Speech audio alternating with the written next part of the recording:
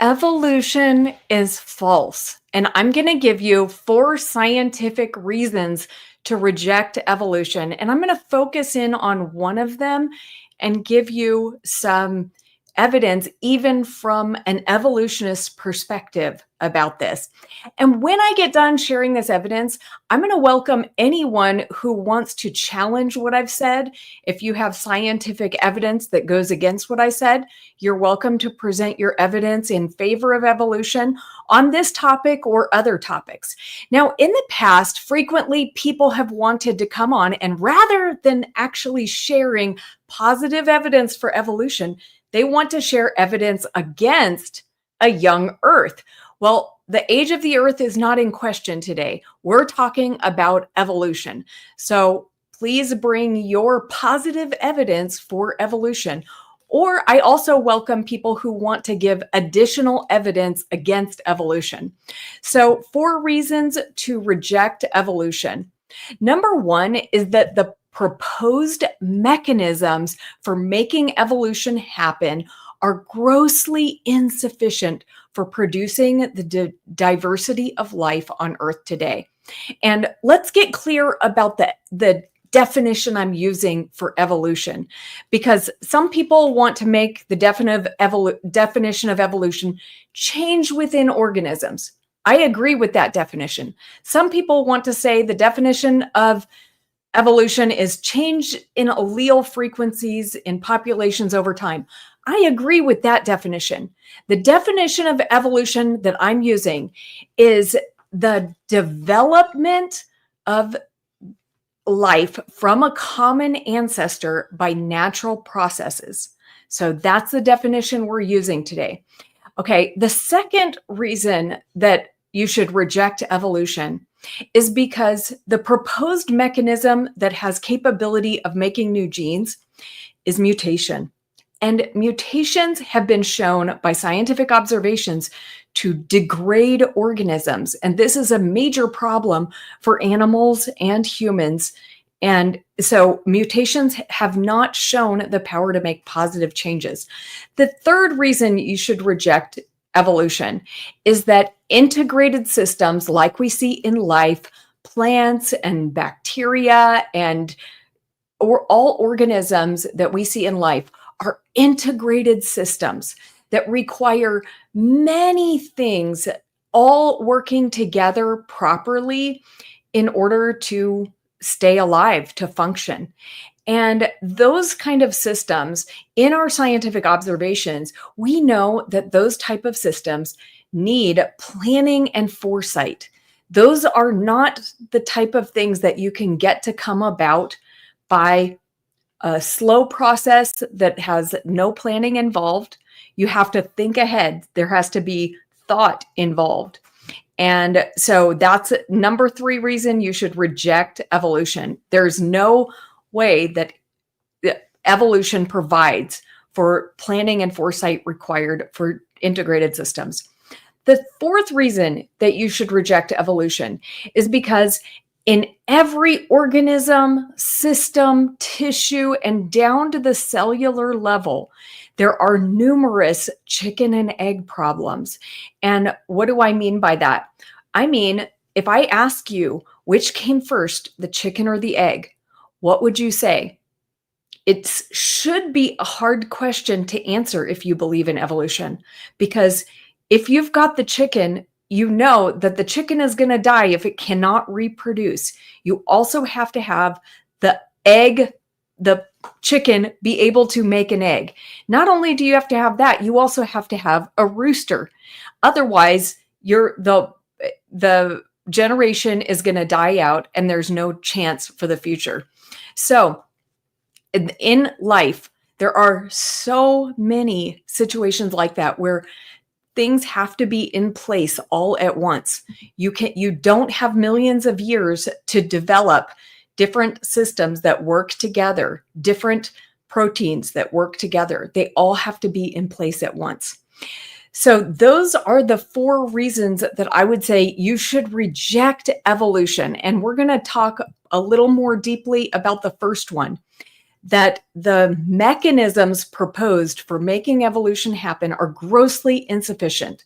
Now, many of these mechanisms are real things that we observe, okay? But the problem with them is that most of them provide no new information.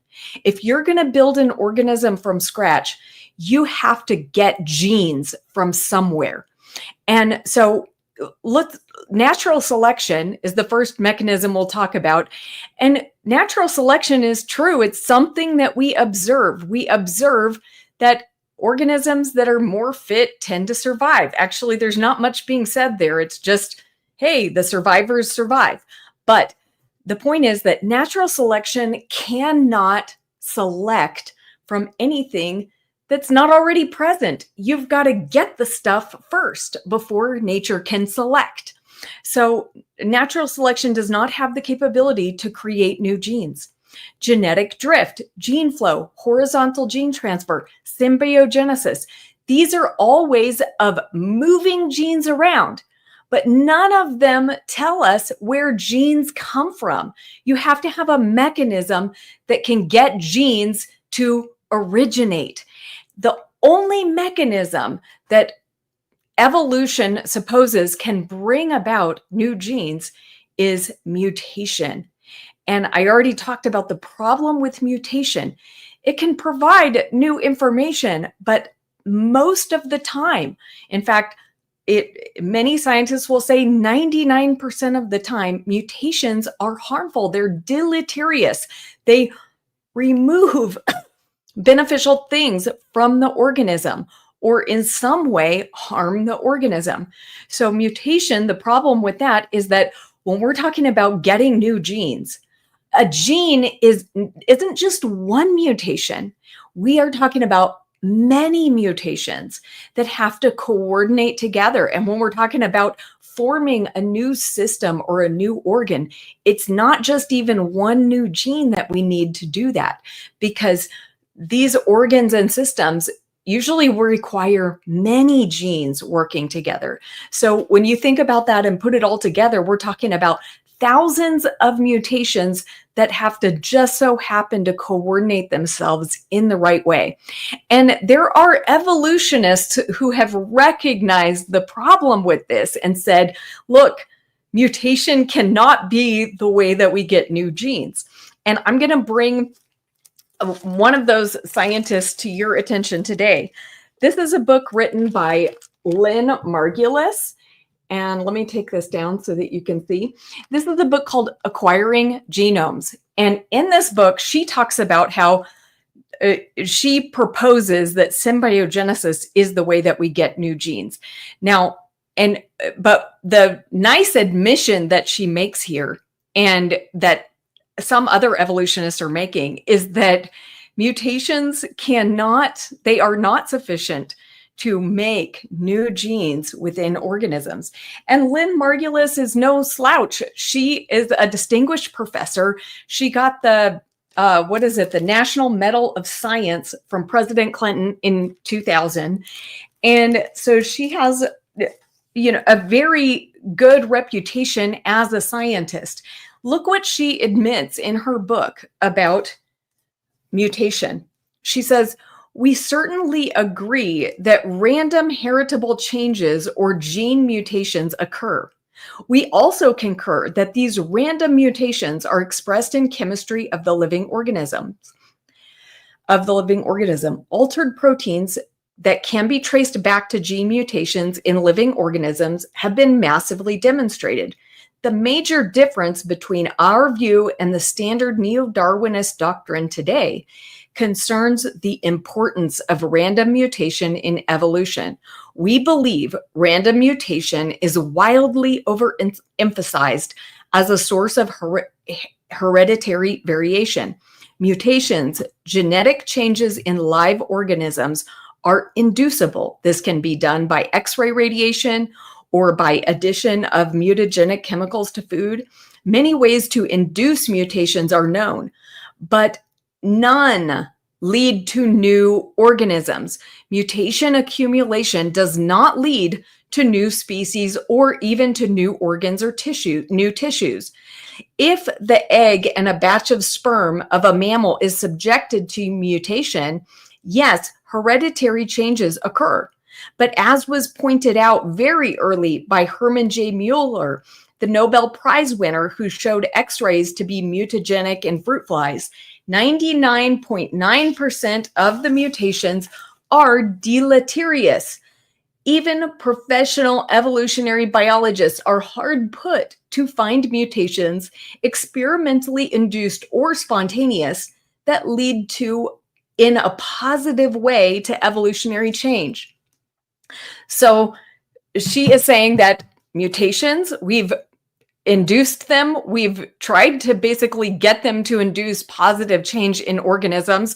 We've observed them happening spontaneously in organisms. And no matter what we do, we see that these are harmful, mostly harmful, 99.9%, deleterious, meaning causing loss of function or in some way reducing fitness in the organism, and that they're not making any new organisms and they're not making any new organs. Nothing new is coming from this. So this is the evidence that I wanted to offer you today, not from a creationist, not from someone who doesn't believe in evolution, but from someone who believes in evolution but recognizes the problem with mutations today. So why then, why not just accept what she's saying, that, hey, okay, mutations aren't the way, but hey, symbiogenesis is the way, like she said. Well, symbiogenesis might be a positive way to move things around in organisms and put things together in a way that they haven't been seen before. But you still have the problem of the origination of the genes. There have to be many new novel genes in order to get the diversity of life that we see on Earth today.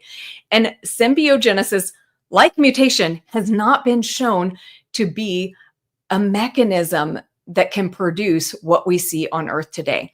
So now I'm said, if anybody wants to join and challenge what I'm saying here, you're welcome to. This is, I think, the 12th time that I've offered for people who believe in evolution to come and share evidence for evolution. Very little evidence has been shared so far, and no one so far has challenged anything that I brought as an evidence against evolution at the beginning. So if you have a challenge, I welcome you. And the reason I'm doing this is so that I can show you that the evidence for evolution, even though you've been told over and over again that it's so strong, that evolution is a scientific fact, and to deny it is to deny gravity, even though you've been told that over and over again, it is not true. It is completely false.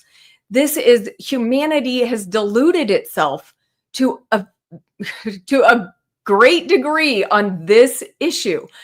The evidence for evolution is very weak, and the evidence the evidence against it is very strong. So please, I welcome you. Come and share your evidence, and I'll check the comments right now until anybody happens to join. All right, and anybody else who wants to add to my evidence against evolution, you're also welcome to come on. So, all right. So Sal says, he's quoting evolutionary biologist Brett Weinstein, who said, "My colleagues are lying to themselves." Now, the context of that comment is Brett Weinstein is also someone who believes in evolution. He's an evolutionary biologist and he believes in evolution. But what is he saying that his colleagues are lying to themselves about? He said they're lying to themselves about the idea that we have shown how evolution can happen. He thinks they've deluded themselves into thinking that our system that we've proposed of mutation and natural selection and the other mechanisms that I showed earlier are, demonstrated to be able to bring about the large-scale evolutionary changes that are needed for the diversity of life. So thank you for that, Sal. So Sal says, admitting you have a problem is a foundational step towards solving it because it breaks the cycle of denial, allows for self-awareness, and opens the door to seeking help, support, and treatment. Evolutionists Anonymous, join to help overcome your addiction to evolutionism. All right, thank you. Okay, Vesuvian Doppelganger says hello. So let's see. Okay. So Travis says, we know chickens evolved from theropod dinosaurs. Do we really? And how do we know that? What is the actual evidence presented for that? Or is that just something that is part of the evolutionary story that you've been told? So this is something, there are massive changes that would have to take place in theropod dinosaurs to get to chickens. So let's present the evidence for how that could have happened. And right now, we do not have observations for that. And he's saying this in response to the chicken and egg question. And a lot of times when I bring up the chicken and egg thing, evolutionists who have been around for a while and have actually looked this up, they will give the answer, the egg came first, because they will say the first chicken hatched from this egg laid by another creature. Well, if you say that, all you're doing is pushing the problem back, okay? The real problem is that no matter how far back you push that egg layer, you have got to get an egg layer and an egg to evolve at the same time, because an egg is an incredibly complex system for reproduction and part of a large, very complicated reproduction system. So not something that you have millions of years to develop, because the organism, whatever it is, has to be able to reproduce within its lifetime. So it has to come equipped to lay the eggs. And that's a problem, because evolution is not supposed to happen over a short period of time. It's supposed to have a long period of time for mutations to slowly accumulate. And actually, that's another thing that Lynn Margula said. I wasn't going to bring this up because it wasn't part of the main point I wanted to make about mutation. My cat is getting bad. Okay. It wasn't part of the main point I wanted to make about mutation. But since we're talking about the slow development that needs to occur, let's look what she says about this. She says, many of Darwin's fashionable but misguided followers habitually misinterpret even parts of science they know well. The revelation of much science beyond his century, extended by molecular biology and paleontology, is entirely consistent with Darwin's great insight. But that revelation shows that the luxuriant living diversity surrounding us did not evolve gradually, as the students of the fossil record so vociferously tell us. Precious little evidence in the sedimentary rocks exists for small steps that connect one species gradually to its descendants. The traces of bygone biospheres in Vladimir Vernadsky's immortal phrase proclaim the opposite. Punctuated equilibrium is there for all who take the time to see it. The discontinuous record of past life shows clearly that the transition from one species to another occurs in discrete jumps. So, summarizing, she's basically saying, look, it's obvious in the fossil record that evolution took big, great leaps. There's no evidence in the fossil record of this gradual process happening over time. And the point about the chicken and the egg is that you can't have it gradually over time. Whatever organism it is has to be able to reproduce, and it doesn't have millions of years to tinker around with evolutionary changes to try to figure out how to do that. So let's see what other comments have come up.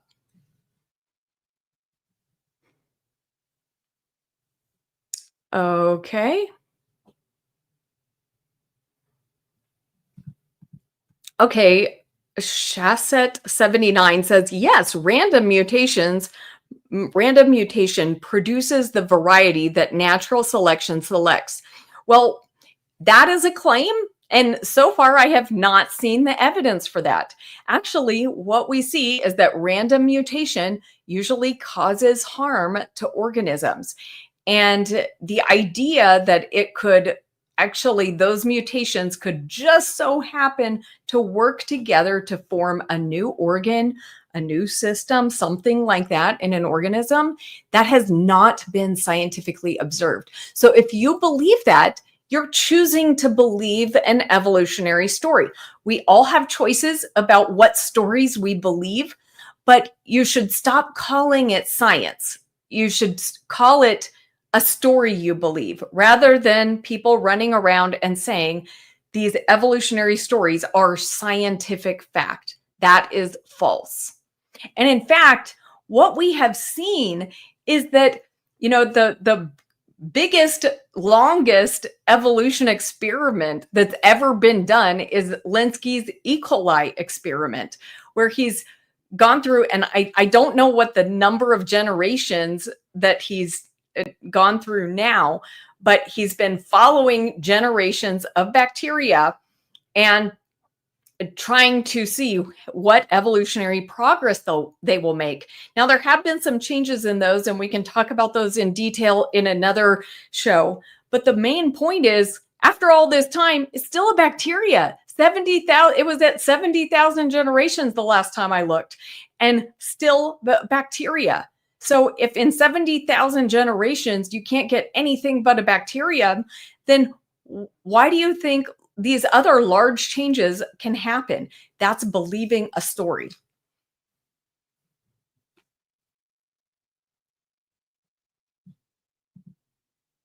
Vesuvian says variety comes from creation, not mutation. Thank you. Shasset79 says, no working biologist who is publishing will tell you that mutations can't produce new genes. Well, that is the problem, is that there are so many people running around saying the power, talking about the powers of mutation when the science doesn't back it up. Now, what can happen is that genes can be duplicated. And sometimes they're intentionally duplicated by the organism itself. So if, in fact, it's been demonstrated that bacteria, if they get in an environment where they're struggling, they can actually start to purposely induce mutations. And Sal is joining me. Hey, Sal. Hi, I'm just at your service if you needed, if you had some questions or you wanted me to comment on stuff you said. Awesome. Yeah, I'd love to hear your comments. I'm going to let my cat out. I can still hear you. So tell me what your feedback is on what okay. My husband took care of that. So yeah, tell me what your feedback is on what I've said so far. I think the whole word evolution, it has so many meanings. It's just a little easier if you're attacking just certain parts. That's all that I would observe, because some definitions of evolution are so loose.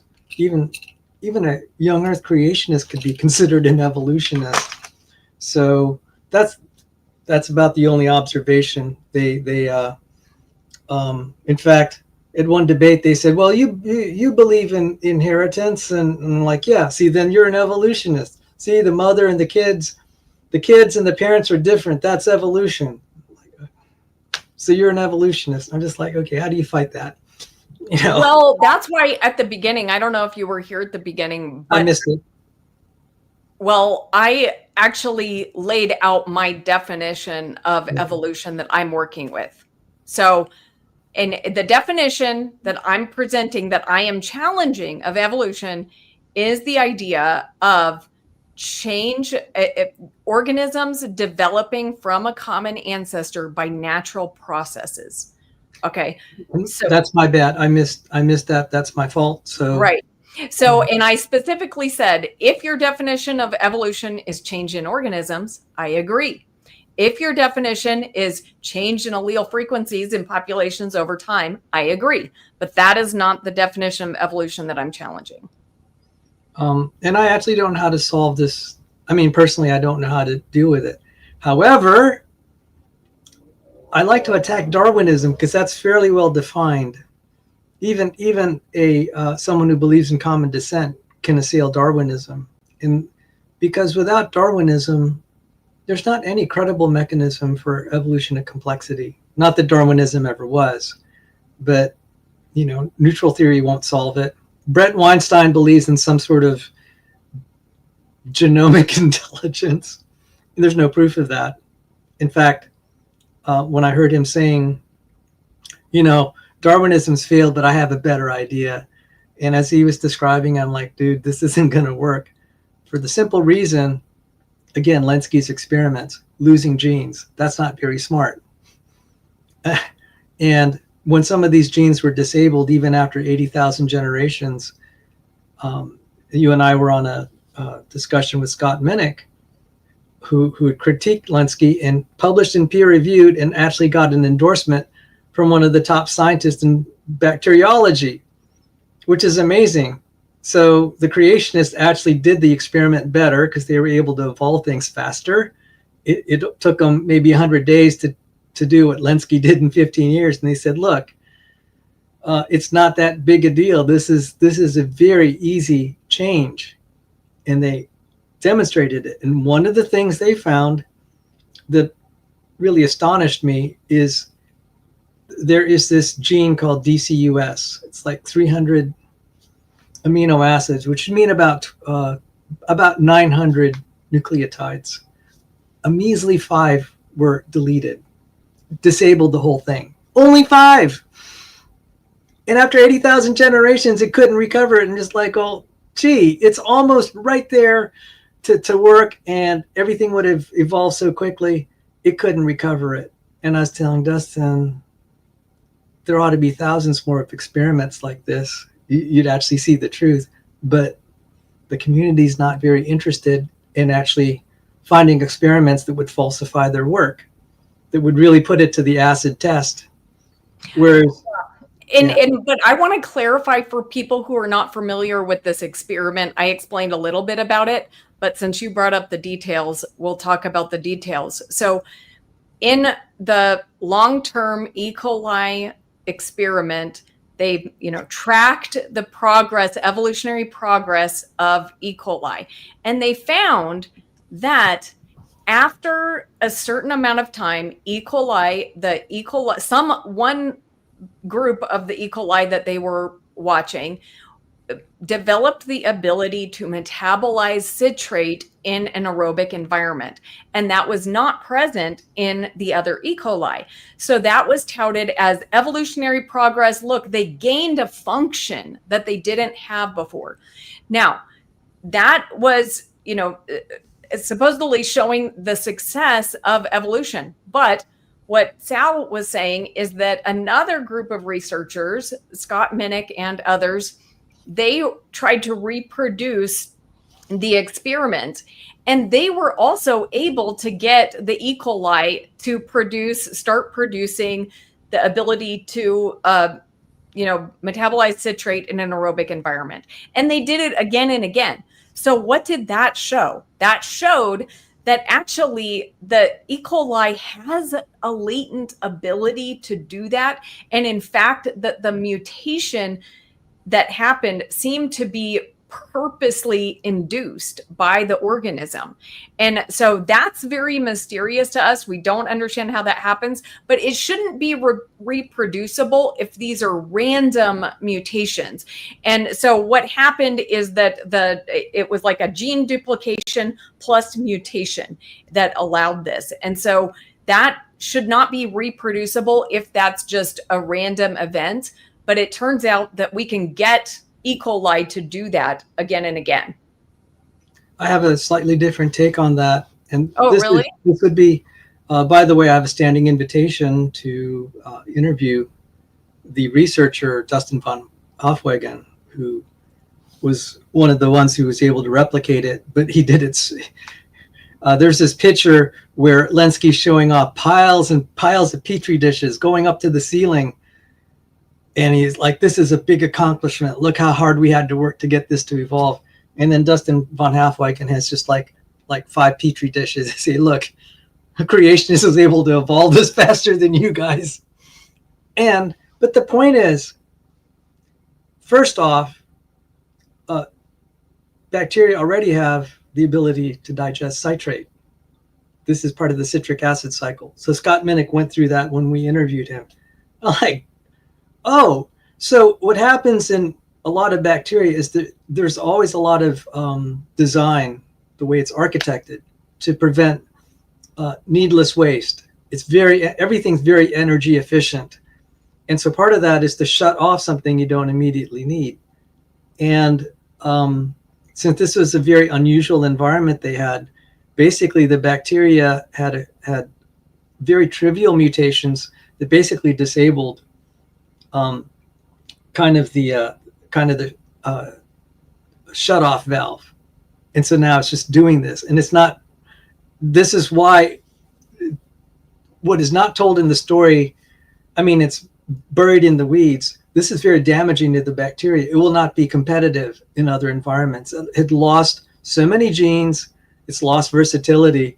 And Dr. Minnick was laughing. He said, this is like, this is like your little Chihuahua going up against, bulldogs and German shepherds. This is a disaster of a creature that was evolved.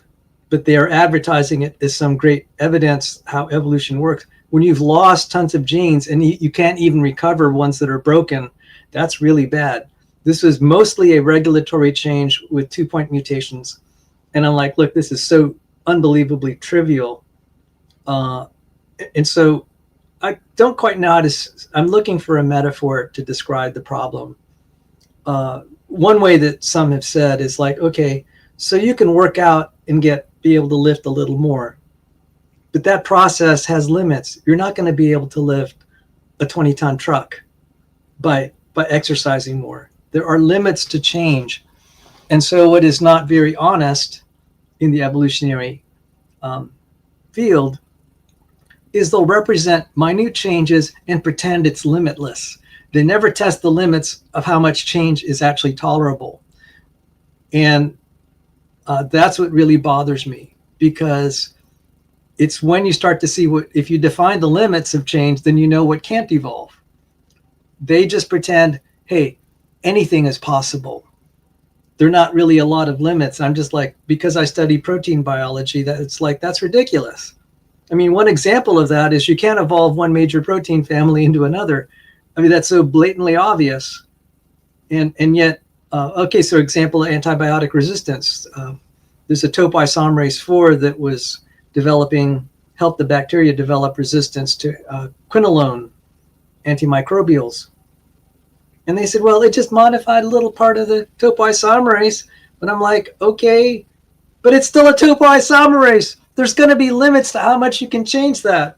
And if it's a type 2 topoisomerase that's multimeric, we had that discussion, it's going to be a disaster. There's definitely limits. And the way I like to look at this is, I was thinking of a good analogy. So if I have a key and all the notches in it are really important, but let's say I just tried to lengthen the key a little bit, everything's misaligned. So even though insertion mutations or deletion mutations are not as common as point mutations, it's still showing how devastating this could be. You could totally disable a protein. And in the case of the DCS gene in long-term evolution experiment, it took just 5 measly nucleotides out of 900, gone, disabled it. Wow. Now we have some comments that came in that I want to put up. So, right. Okay. So Junior says the evolutionist running. It's live now, guys. Come on. Anyone can join. Yes. Let's this is not a me and Sal show. If anybody wants to join and challenge what we're saying, please, we welcome you. And Travis says, no, we're too deceived to call in. And B.S. Lewis says, I'm too scared, Junior. And B.S. Lewis said, I could probably take Sal, but Rebecca would destroy me. I've tried. Well, thank you, B.S. I appreciate that. Now, Travis says, hasn't Sal personally said that anything is possible because of God? Pretty sure I've seen a clip like that. Now, this is in response to you saying there are limits. But what we're talking about, Travis, is the limits of things that can happen by natural processes, not by the hand of God. So what are the limits there? So the point is, you have believed something, a story about what natural processes can do. And you've actually given supernatural powers to natural processes. So what you need is supernatural power to make those evolutionary changes come about.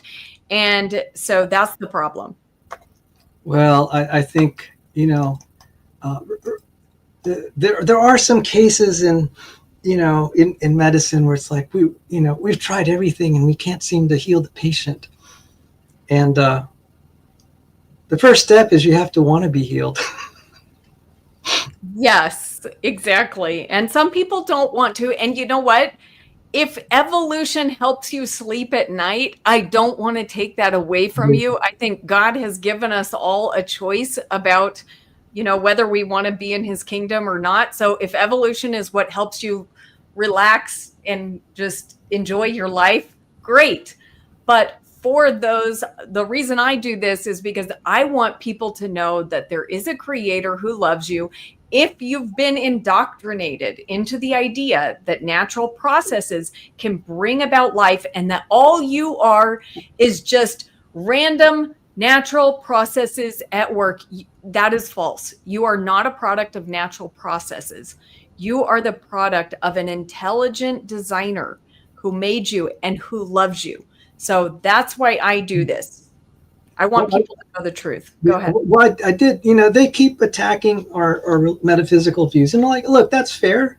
That's fair. You make fun of it. So now let's turn it around. We can give them a chance to articulate all the hope and inspiration that evolution gives to their life, how it adds meaning, how it adds purpose, how it makes you more interested in science, how it makes you want to study more quantum mechanics and statistical mechanics and chemistry to do real science and study cellular biology, how it just inspires you and gives you a smile every day.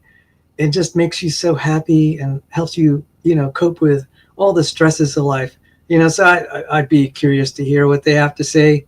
I mean, it seems to me they're defending this like it's the Holy Grail, as if society will fall apart if they believe in, if they stop believing in evolution, that somehow our progress in physics and chemistry would somehow fall apart, or cellular biology, or modern medicine. Oh my goodness.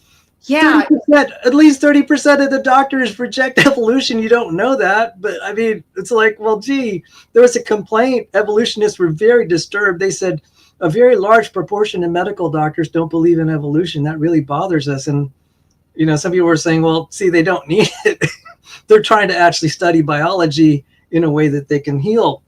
It's pretty much irrelevant to what they do. I mean, it was a funny study. So, I mean, it's like, okay, so, even if it's 10%, it just goes to show it's not that essential. I mean, unless you call antibiotic resistance evolution, even I would accept antibiotic resistance. So, I mean, this is your chance to defend your viewpoint and say, oh man, I've come to think of it. I've not, the only one that has seemed to have evolution has really made his life better from the material is Richard Dawkins. He has made so much money promoting evolution, and he established the Richard Dawkins Foundation. And so you evolutionists out there with a lot of money, he said, if you donate $500,000 to his foundation, you get to have breakfast with him every year, just you and him. How's that? How's that as a deal?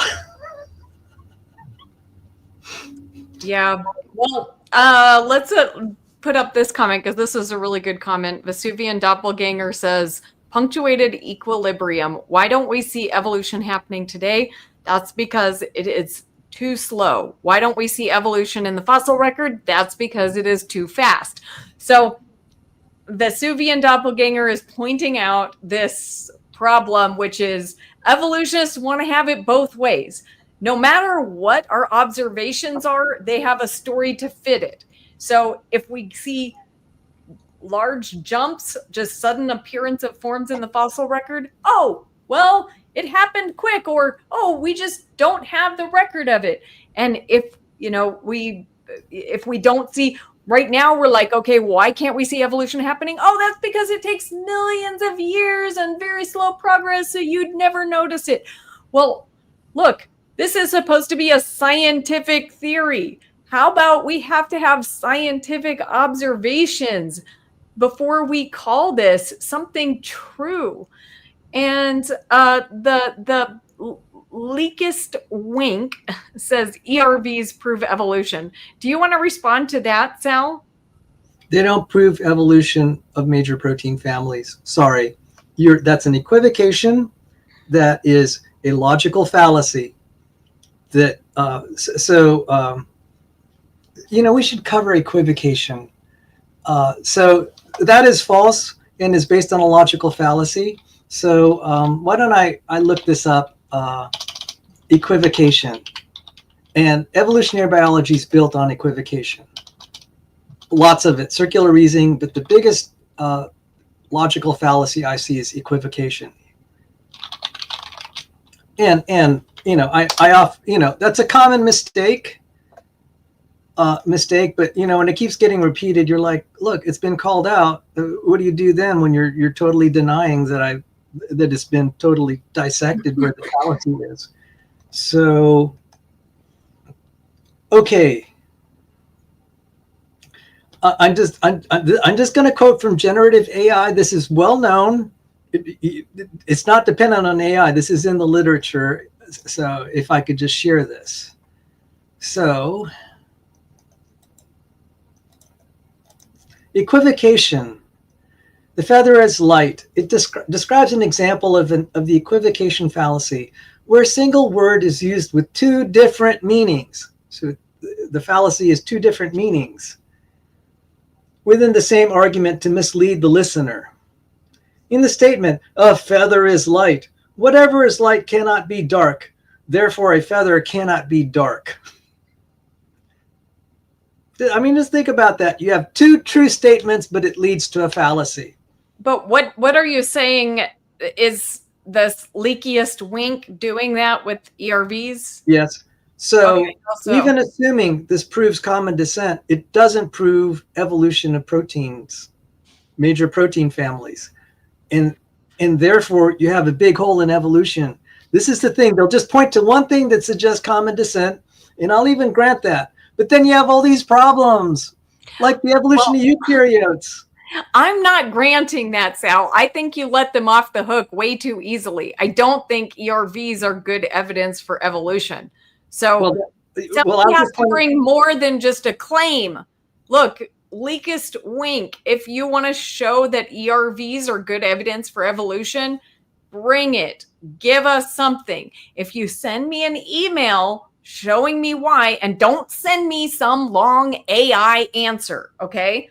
From your mind, you can use AI, but I don't want an AI answer copied and pasted. I want you to put in the effort to identify your argument and bring it as a challenge. You don't have to come on stream. If you do it and send me an email, then I will respond to it in the next time I do this. So on those grounds, it can be falsified two ways. One, like the way I did it, and then one, the way Rebekah would do it. Either way, it's not gonna, even if, anyway, I think it fails. I mean, if you want to believe it, that's fine, but it doesn't explain eukaryotic evolution, and that's still a big thing. Okay, well, there's another comment on this. Travis asks, can you explain how ERVs are evidence of creation? Yes, actually, I can give you good reasons to believe that ERVs are something that were created, designed for organisms, rather than being some kind of viral remnant that suddenly became functional and helpful to humans. So there is a supposed ERV that is in placental mammals that without that ERV, you could not have the embryo attach and work with the placenta. And so that is something absolutely necessary in placental mammals. That in that process, the whole process is of being able to grow an embryo inside of an organism is so complex. And we're talking about something that if you didn't have this supposed ERV, you could not do it. So that's good evidence that that was planning, that there was an intelligent designer who thought up that idea and put that gene sequence there. So that's, to me, evidence of creation rather than evidence of some viral infection that invaded and stuck there and just so happened to help us reproduce. Thank you, virus. Okay. And that's how a lot of ERVs are. They are actually things that function and help organisms. So why did we say these are endogenous retroviruses? Who made up that name? Is it maybe people who wanted to promote this evolutionary idea? You know, the reason that they say these are viruses is because they share a sequence with a lot of viruses. But a shared sequence does not mean that there was a viral invader that got into the germline and was able to suddenly provide a functionality that we didn't have before. Okay, we know, we've learned a lot about DNA, but to assume that we understand why every sequence is the way it is it's an assumption that goes beyond what our observations would lead us to conclude. I have a different take on that. I'm not saying anything you said is wrong. One reason I avoid the ERV debate is, and I've seen this in other areas, sometimes you just have to wait. Sometimes the data will come in, and then when the industry starts to say, well, this is so obviously functional, then it's done. Right now, we're still kind of having to go with what little we're able to grab. The discovery of how things work is so insanely difficult. So to discover how an ERV works and what its role is, if you'd like me to describe a little bit. So what they normally do is they start to knock out pieces of a protein that it might be interacting with, and it could be interacting with tons of them. You'll change one amino acid out of, say, hundreds. And what's the process? Well, you have to send it off to a lab to redo the gene that codes for it. That takes about 2 weeks. And then you have to insert it in yeast and grow it and harvest it so another 6 weeks. And then you have to see the effect it has. And who knows how long that's going to take. That could be a few months. So that's just one amino acid in a sea of thousands of proteins in systems and possible cell types. And so you're lucky if you could fish out the functionality. So what has happened is evolutionary biologists have been relying on our ignorance. They're actually relying on ignorance to make the argument that these things are non-functional. And I kept saying, look, you don't know that. You don't know what cell type. This was the one that you alluded to, that in the placenta of mammals, that only occurred in 3 hours of the entire lifetime of that creature. They were so lucky to identify it because they just happened to intercept it. If they were outside that 3-hour window, they would have never saw the importance of it. That's how hard it is to fish this out. And so evolution rests on ignorance. The more science, the more data that comes in, the worse it looks. They would be happy if we stayed in the 19th century before the advent of molecular theory and quantum mechanics and all the stuff with genetics. because it's starting to be ruined. So the cure for the delusion is facts. But I can't. But now I also want to take issue with what you said, because you said the data hasn't totally come in yet, which it may be true that it hasn't totally come in. But look, I want to read you the titles of these papers, because we do have lots of evidence of ERVs actually being functional elements of our genome.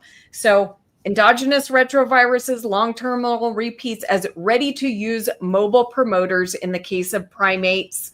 They list the name of the gene. Switching sides, how endogenous retroviruses protect us from viral infections. Maybe that's why it looks like a virus, because it's protecting us from viruses.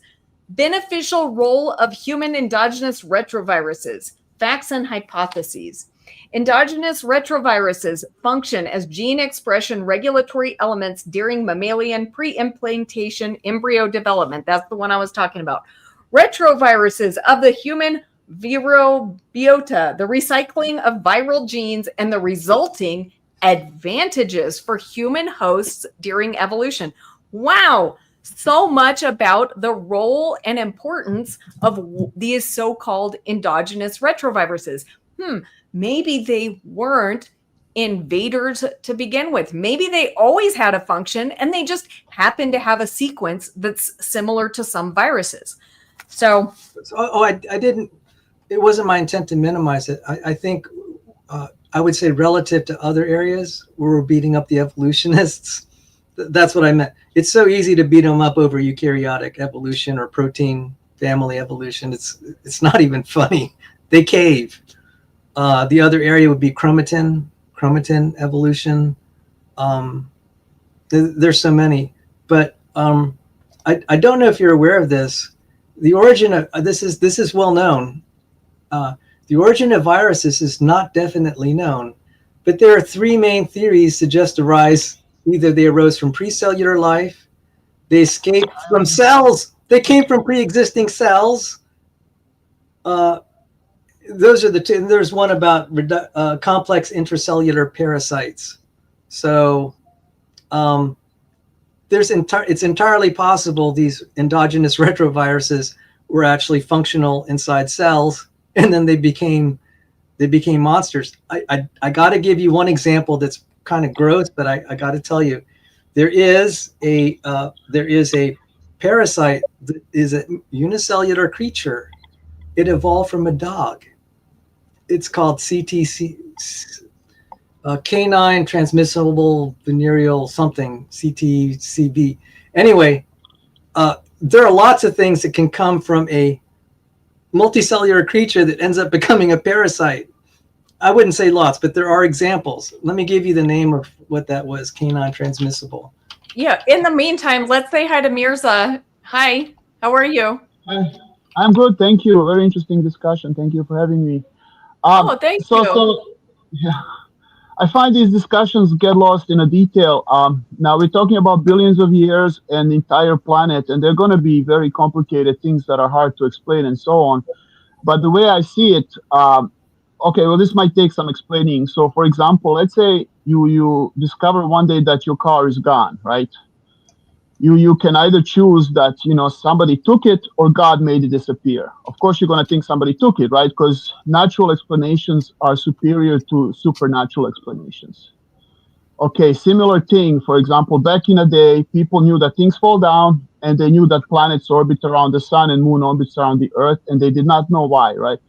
So Isaac Newton says, wait a minute, I got it. The moon is falling around the earth.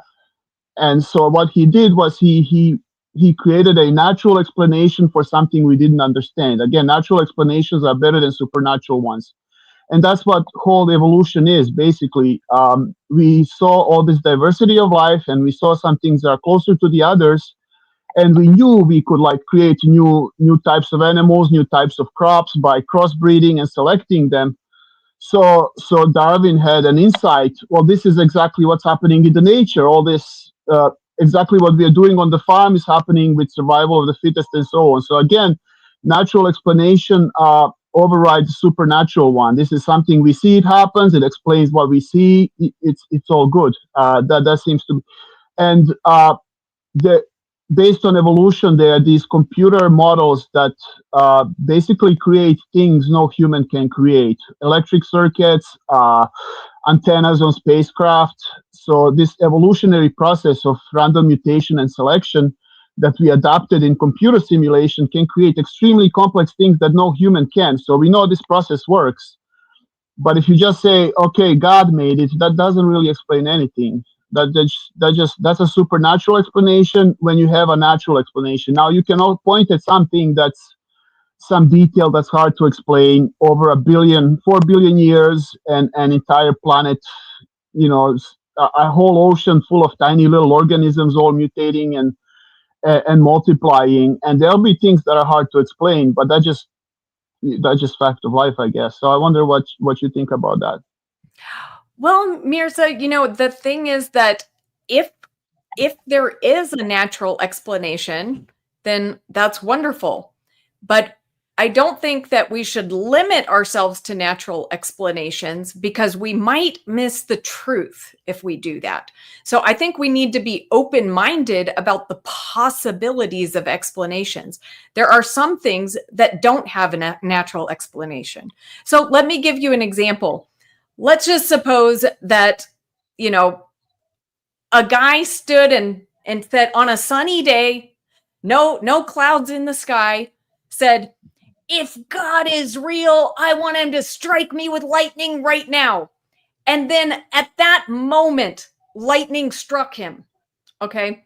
Now, right now, we know that there's a natural process to lightning, but there might be some circumstance, and that might be one where we might have to consider another possible explanation, because the natural explanation doesn't fit. We know that, usually when lightning strikes, there's, some sort of sign, there's clouds in the sky or some other phenomenon. Now, we could still investigate and see, was there a way that lightning could have been produced by natural processes to hit that guy at the exact moment when he called on God or challenged God?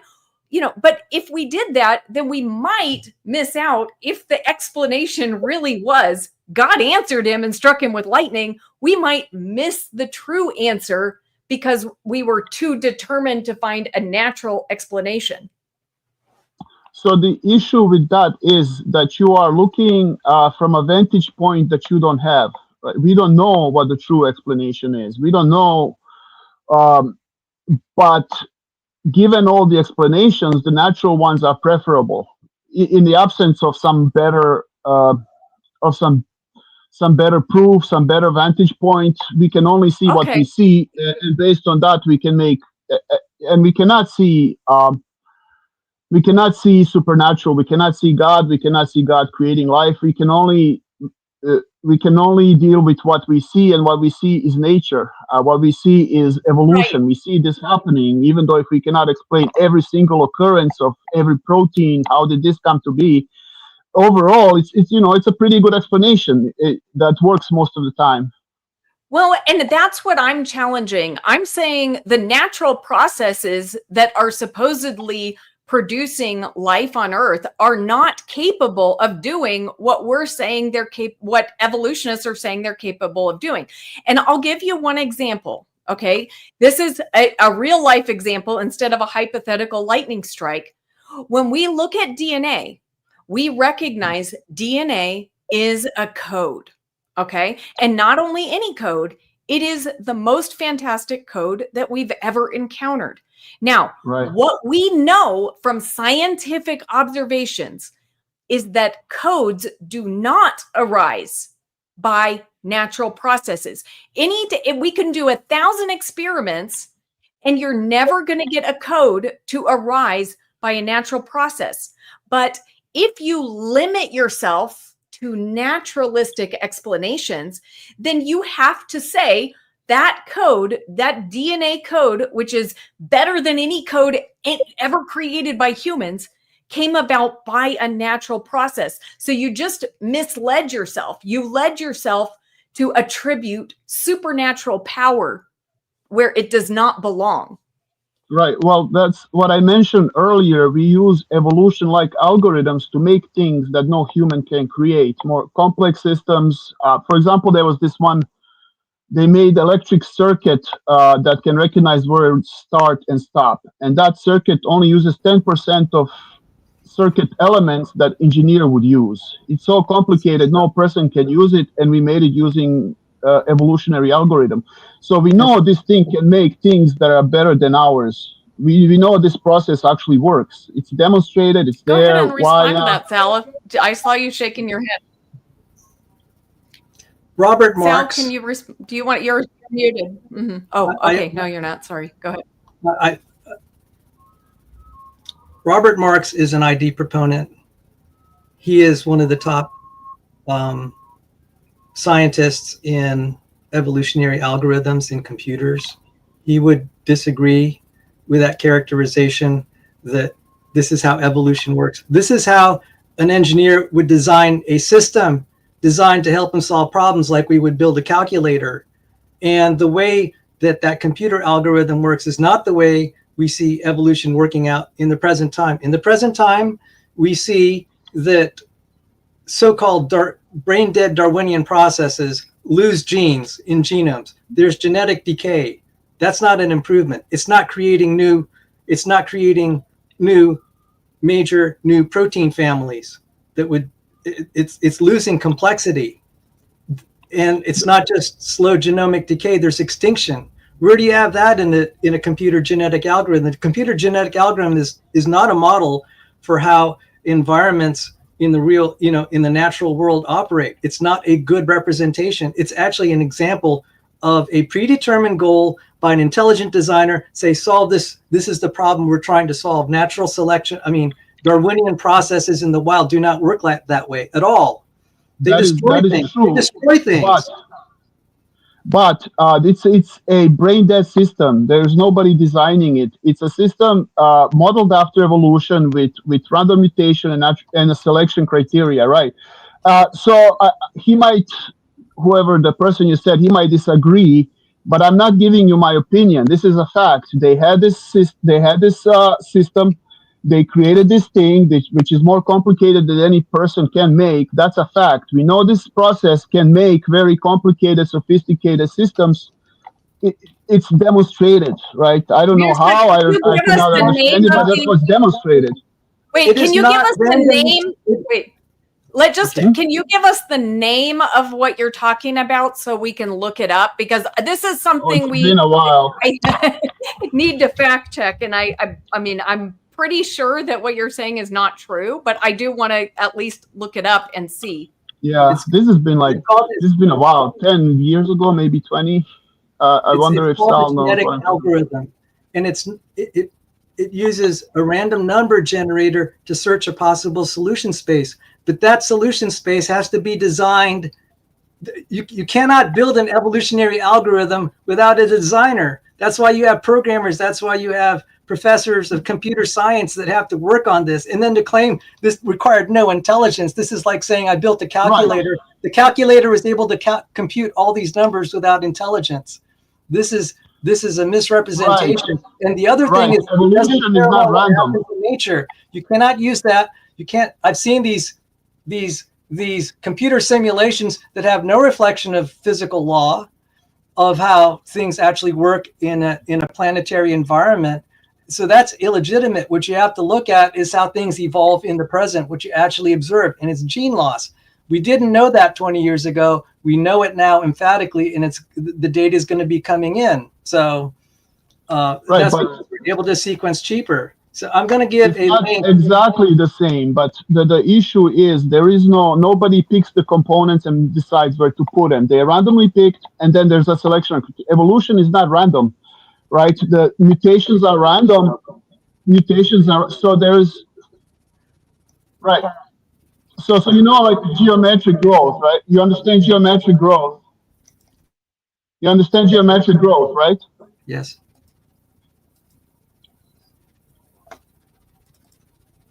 Mm-hmm. Okay, so what is? No, it's not. No. I'm sorry, your sound just got really bad, so it's hard to hear. But you said mutations Can you are hear not. me? You said yes. You said mutations are random, but Right. evolution is not random. Now, That's right. I'm assuming you're talking about natural selection, right? Yes. Okay, natural selection can only select from what is already present. So, what is your Right. proposal for how mutations are able to build new organs and systems in organisms? In this through slight changes. So you know about exponential growth. I'm sorry, Sal, can you hear me? Yeah, but your sound And is really horrible. It my sounds like sound is horrible. your You're coming sound. in quite clearly. I'm Okay. sorry. Can you hear me now? Yes. Let me try. Let me try without headphones. Maybe that will improve it. Okay.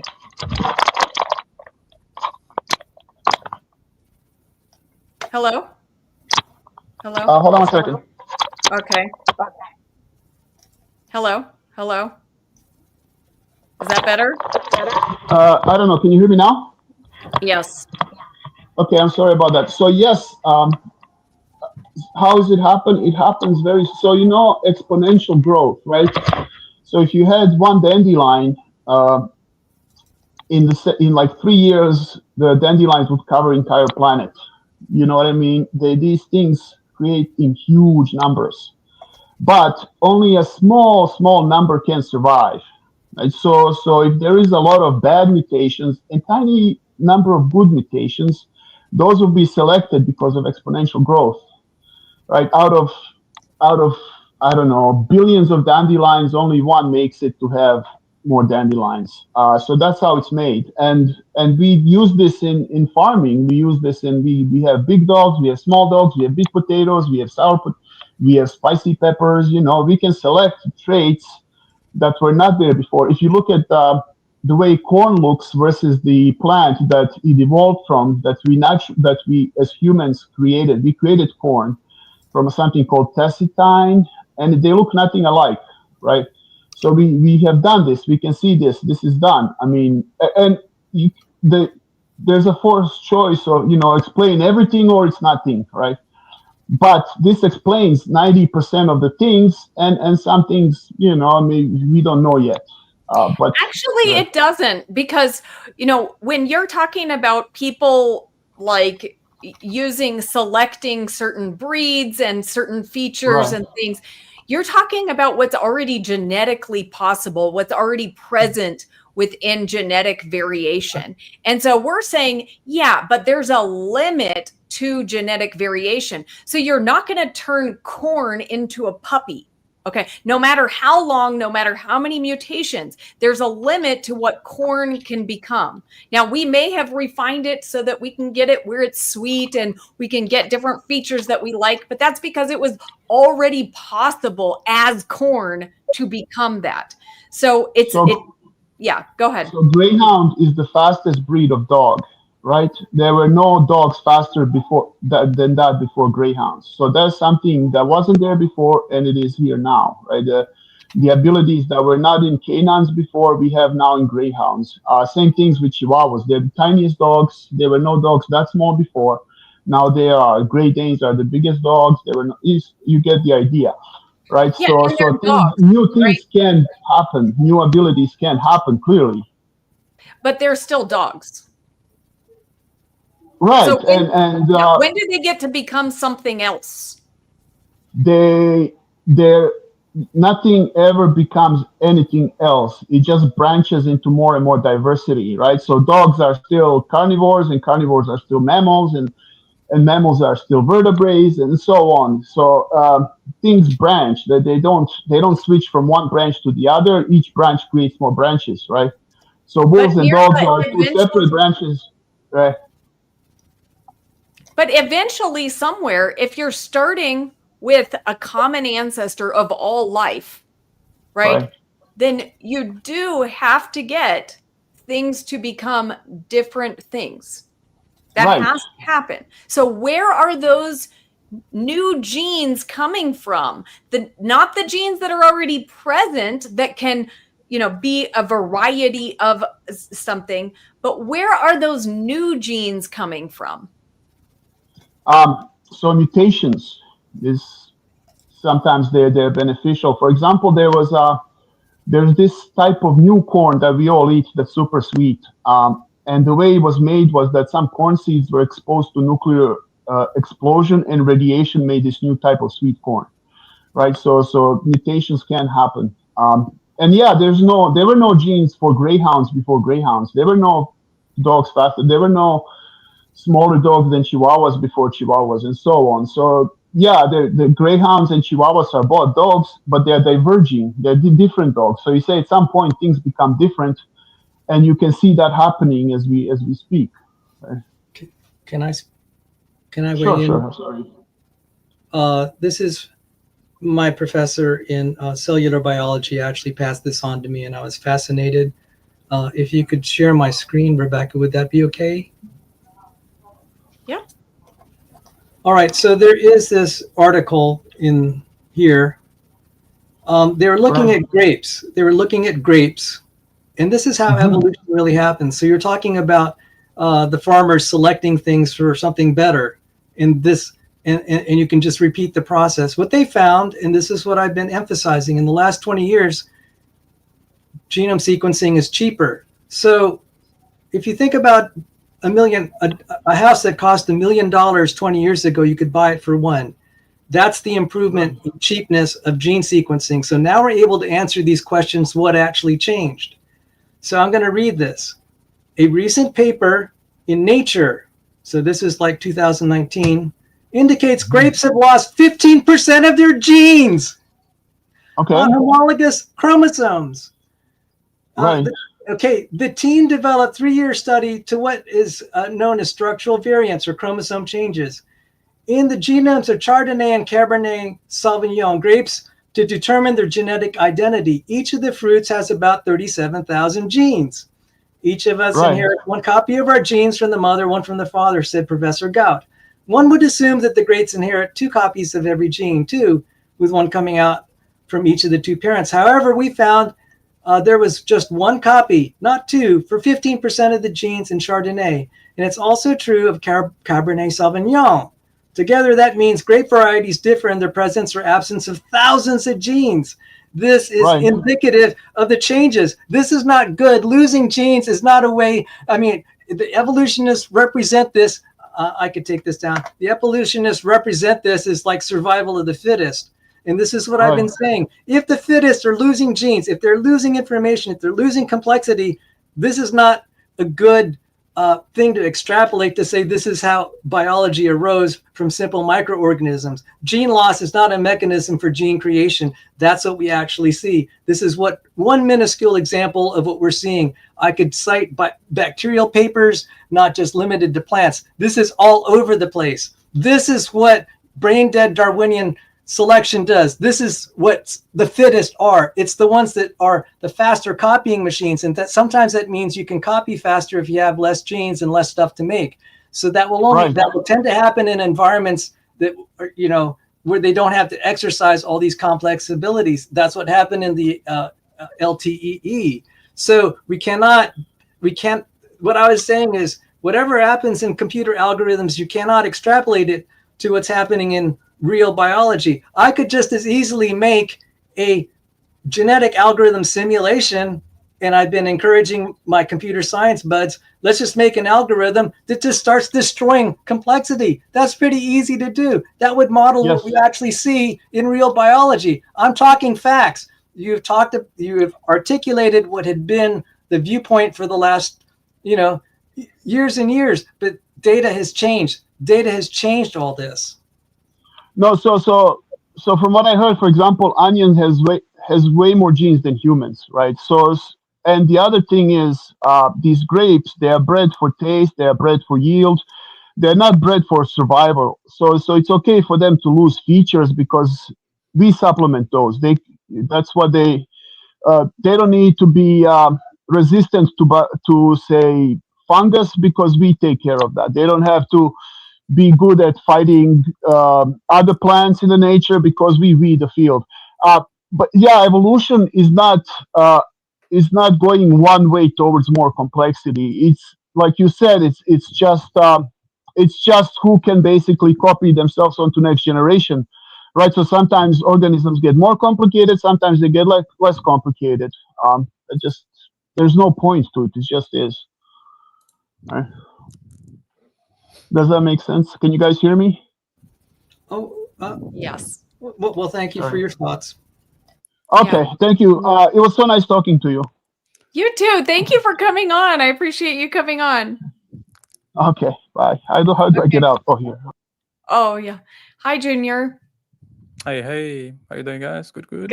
How are you? Yeah, I wanted to bring a point, but that guy left. Oh, I Yeah. didn't know. Well, go ahead and maybe he's still watching. Yeah, yeah. So obviously, people can say that mutations just create another kind. Obviously, like Saul already said everything about that. It's just from what we observe, it's not feasible. It doesn't happen that way. And there's so many contradictions when you actually observe these things, like what's actually happening in the genome. For example, there are many tools online that you can take a sequence from the GBank of two creatures and just combine them on the mitochondria, for example. The mitochondria is like 60,500, something like that, right? So it's not that difficult, to compare and throw into an online tool that you can compare the sequencing. And I just took a random human mitochondria and a random dog, for example, put into the sequencing to 61% similar in the mitochondria, and we know how fast the mitochondria mutates because we observed it, not just in human but animals as well. There's a chicken pedigree, for example, 50 lineages long, so really deep root pedigree of chickens, and yeah, it happens really fast. And obviously, okay, so it happens really fast, and humans and dog, I just took a random sample, compared them to the mitochondria, human and dog, 61%. Evolution theory says that humans and dogs have a common ancestor 500 million years ago. I did the same thing for, humans and dogs, common ancestor 100 million years ago. I did the same thing with humans and flies, and evolution theory says that human and fly have a common ancestor 500 million years ago. And we and flies are 48% similar on the mitochondria. So it's so many contradictions like that. Like, it doesn't even make sense. Like, where's the saturation? Where's the mitochondria saturation? We know it's fast. Like, we're so similar. All creatures just seems to be. Even if you argue that, no, there's part of the mitochondria which is really reserved. Doesn't matter if it's reserved. Give it enough time, that part is gonna get messed up. That's how entropy works. So the reserved argument, to me at least, doesn't really work much, to say there's reserved, because no amount of reservation is going to save you from extinction given millions and billions of years in the genome. So yeah, just contradictions like that. You know what I mean? Yeah. Thanks for sharing that. And I want to say sorry to Mirza because I wasn't listening to his last point. I was looking at the chat and I was kind of thinking it was a conversation between him and Sal. So, Sal, what did he say at his last point that you didn't feel the need to respond to? Was it because you had already responded to that point? I apologize for being too animated toward him. I didn't mean to show so much hostility. So my sincere apologies for that, Mirza. I let it go because he's a product of the false news reports that are out there in the literature, and I can't fault him for just repeating what he's heard versus actually looking at the data. This is really sad. He was talking about evolutionary algorithms. I said, look, we make evolutionary algorithms. They work the way Darwin thought biology works. So, because it's an extension of our idea in engineering, trial and error.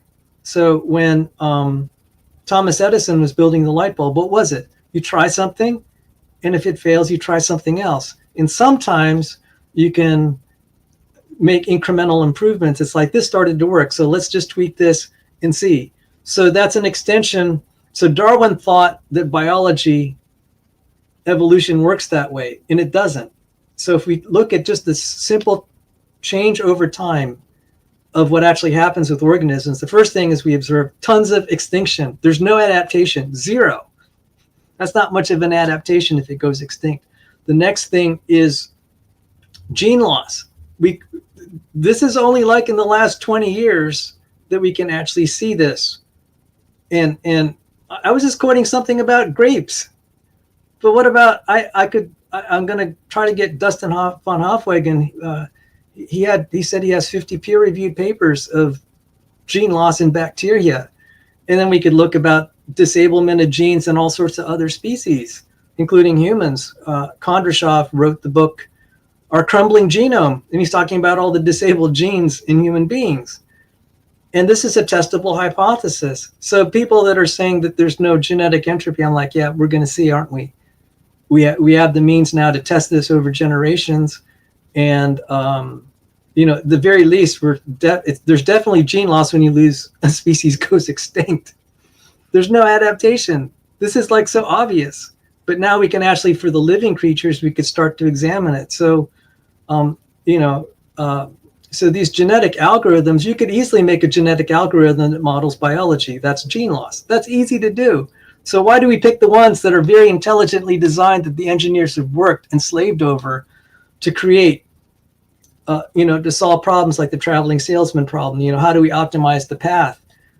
You had some really brilliant guys trying to do this, and to say, oh, this is how biology works. I'm like, oh, look, you have the hand of God dilemma again, because to make your genetic algorithm work, you have to use intelligence to build it right in the first place.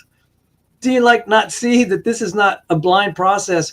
It is an extension of our thought process, except the computers can do it so much faster. Therefore, we put it on there.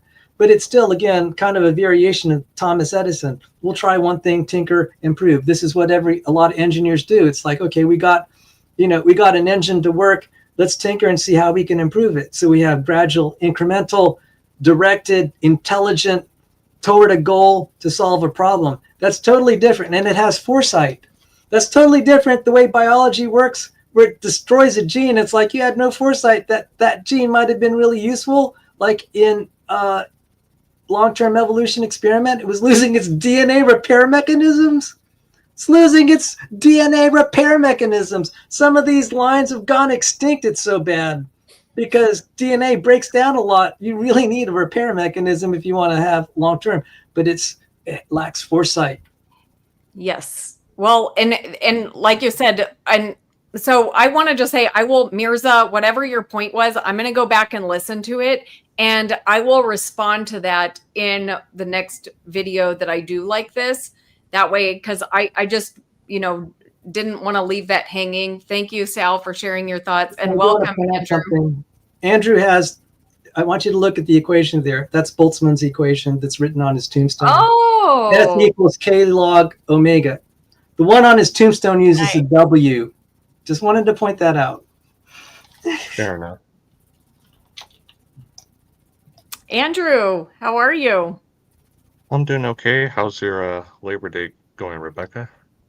Well, I'm enjoying myself. I love doing this, so I'm having fun right now. How about you? I'm doing okay. I got a day off from schoolwork, so I'm just finding other stuff to do. Cool. Nice. So did you want to respond to something that we said so far? I mean, I guess I can. I kind of wanted to, I don't know if this would be off topic, but I know you had a discussion with Cornelius Hunter the other day. Yeah.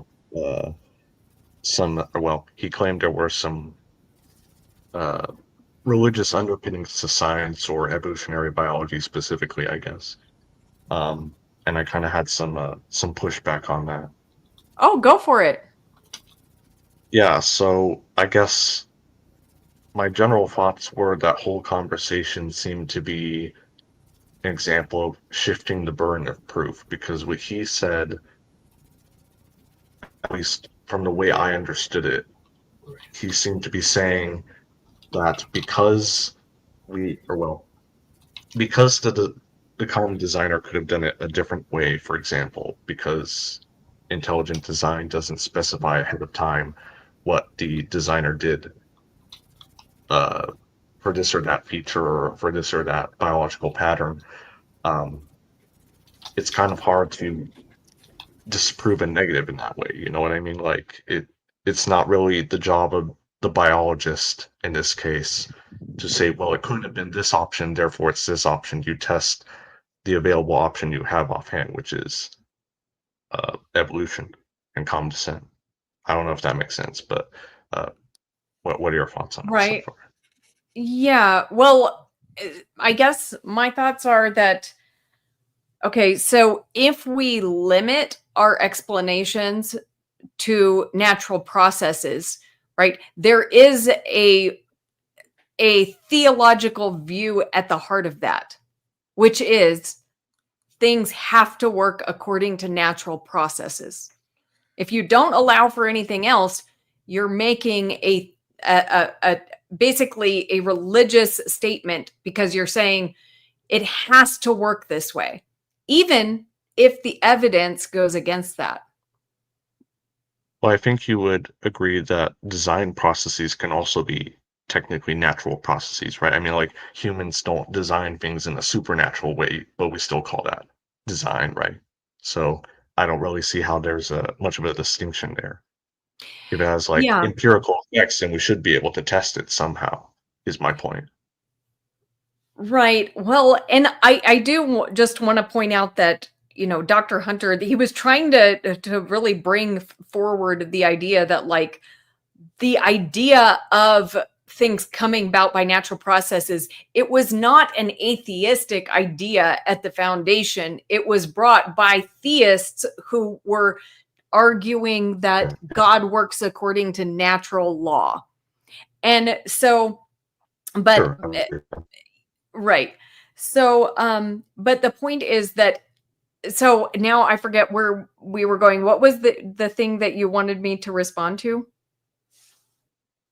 Well, I have you made this point in other videos that if you assume that you can't, or if you presume that there's no design explanation allowed, like what I want to push back was we commonly explanations. That's not necessarily when we said supernatural designs, because if the very concept of supernatural design in this case is kind of wishy-washy, because you're saying it happened this way, or that it could have happened this way. It has no actual effect. It's Uh-oh, we lost Andrew. And I couldn't hear him, actually. He was breaking up for me. I don't know how it was for you guys. Yeah. But for me, he was totally broken up. But I was trying to still hold on to little bits that I was getting, but he'll have to re-explain when he comes back on. So I'll put up a couple comments until he comes back. And there was something Andrew had asked me at the end of Cornelius Hunter's talk, and I don't know if you saw it. No. There was a point that, and so if he's listening, I want to, because this would be of interest to you, because it's from Change Tan, who found this paper in microbiology. And so there was Cornelius Hunter put on the table that it's been falsified, that he was talking about all these different proteins that have no ancestor, or it's, the belief is all the genetic machinery uses the same proteins, what we would really call homologs, and they're sequence similar. Change Tan, being the microbiologist she found out, no, that's not true. Are you familiar with the word conserved? Yes. Okay, so there is this paper. But wait, Sal, before you go into it, let's let Andrew finish his thought, because he just came back. All right, welcome back. Andrew, we lost you. I couldn't hear the point you were making. You were breaking up for me, and then you disappeared. So I'm sorry to ask you to, can you explain again? You're muted also. Okay, he's not responding. I don't know what's going on with him. So, okay, Sal, go ahead with your explanation.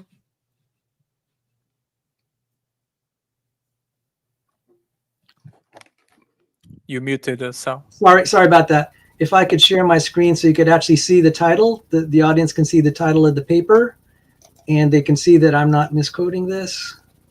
This is the genome Change Tan found this. I can't take credit. She has been in communication with the authors because she was a professor at the time. She was still a professor at Missouri. She had a very good relation in trying to interpret this. And this one, Genome Update, the 1000th genome, a cautionary tale. And the important thing, and this supports one thing that Cornelius Hunter was saying in all the failed predictions, of the 1,000 genomes available that they studied, not a single protein is conserved across all genomes. And so when you saw the replication and transcription and translation machinery in a cell, you'd see polymerases, helicases, topoisomerases, and primases, whatever. And the prediction of evolution is, well, we would expect that all of these have at least pretty strong sequence similarity. And I say, Change, Dr. Tan, what about polymerases? And she said, well, first off, polymerase is made of many parts, but even there, all the parts, there's not one that's conserved. You have lots of these orphans that just like they have no ancestor, they have the same function, different sequence. And I'm like, that's really interesting. So I just wanted to throw that out because Andrew had asked for a citation. I was backing Cornelius's point, and then he said citation, and there you got it. No common ancestor for all proteins, and even at the beginning of life. And not only that, we still have them in critical cellular processes. So what do we do about that? Did they just poof out? That's what I was saying. This problem is going to get worse because, we don't know how many bazillion of these genes that are unaccounted for. It'd be easier if we had a single protein from which all of them evolved from, just like a single common ancestral organism. Actually, you would think evolving all proteins from a single common ancestor might be easier because it's just, a smallish sequence of, nucleotides that code for the gene. But, oh well, it's not going to work. And this is they only sequence 1,000 genomes. How many bazillion bacteria and microbes are there? And now we might be in a situation, this is why it's great to have gene sequencing. We're going to find all these creatures that have huge amounts of components that have no ancestor. So I was just trying to support Cornelius Hunter's claim because people who are like, no, that's not true. I'm just like, okay, let's look at the data. So when was this paper? It was 2010. And so it's probably gotten worse. And so we have pools of biologists that study this stuff on the IT side. So sorry. Did you say that they found many similar functions but different base pairs? Is that what? That's really interesting. Because now the situation of the ERV. What does that tell us about the ERVs then? Right? It makes you just because something is similar, doesn't mean it's, it came from that, it evolved from that. You know what I mean? Well, this is what Rebekah likes. This is convergent, quote unquote, convergent evolution, but different. But it's similar shape, different spelling. Why would evolution choose that? The theory among creationists, Walter Remine said, God designed this to resist evolutionary interpretations. It will indicate common design, but it will resist that this evolved one from a single common ancestor. And it will resist naturalistic interpretations. And I'm just like, yeah, this is almost humorous. That's really incredible. Is it okay if you because I don't know which, I'm guessing you're citing from various papers, right? Because I'm really interested to look into that as well. If you I can drop it in the side chat. Oh, okay. And just look in the abstract. And Change Tan wanted to actually work with me on this project. I'm just like, look, my mom just died, and I'm just trying to recover my life. And then I got pulled onto other projects. So I really feel bad I couldn't, help her with this. But from what I understand, she's really moved forward on this, and it's not going to stop. But this wasn't even Change Tan's work. It's just people just doing gene sequencing. This is what I'm saying. Look at all the gene sequences. We keep making all these assumptions, and they're getting shattered when we actually have data. Yeah, exactly.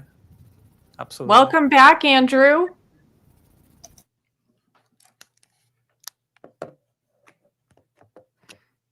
Andrew's having a lot of mic trouble and connection issues. Oh, good. I think it's working now. Can you hear us? Yep. Yep. Seems to have am I doing it? You're roboting. You're roboting. But try again. Oh, no. Still robot.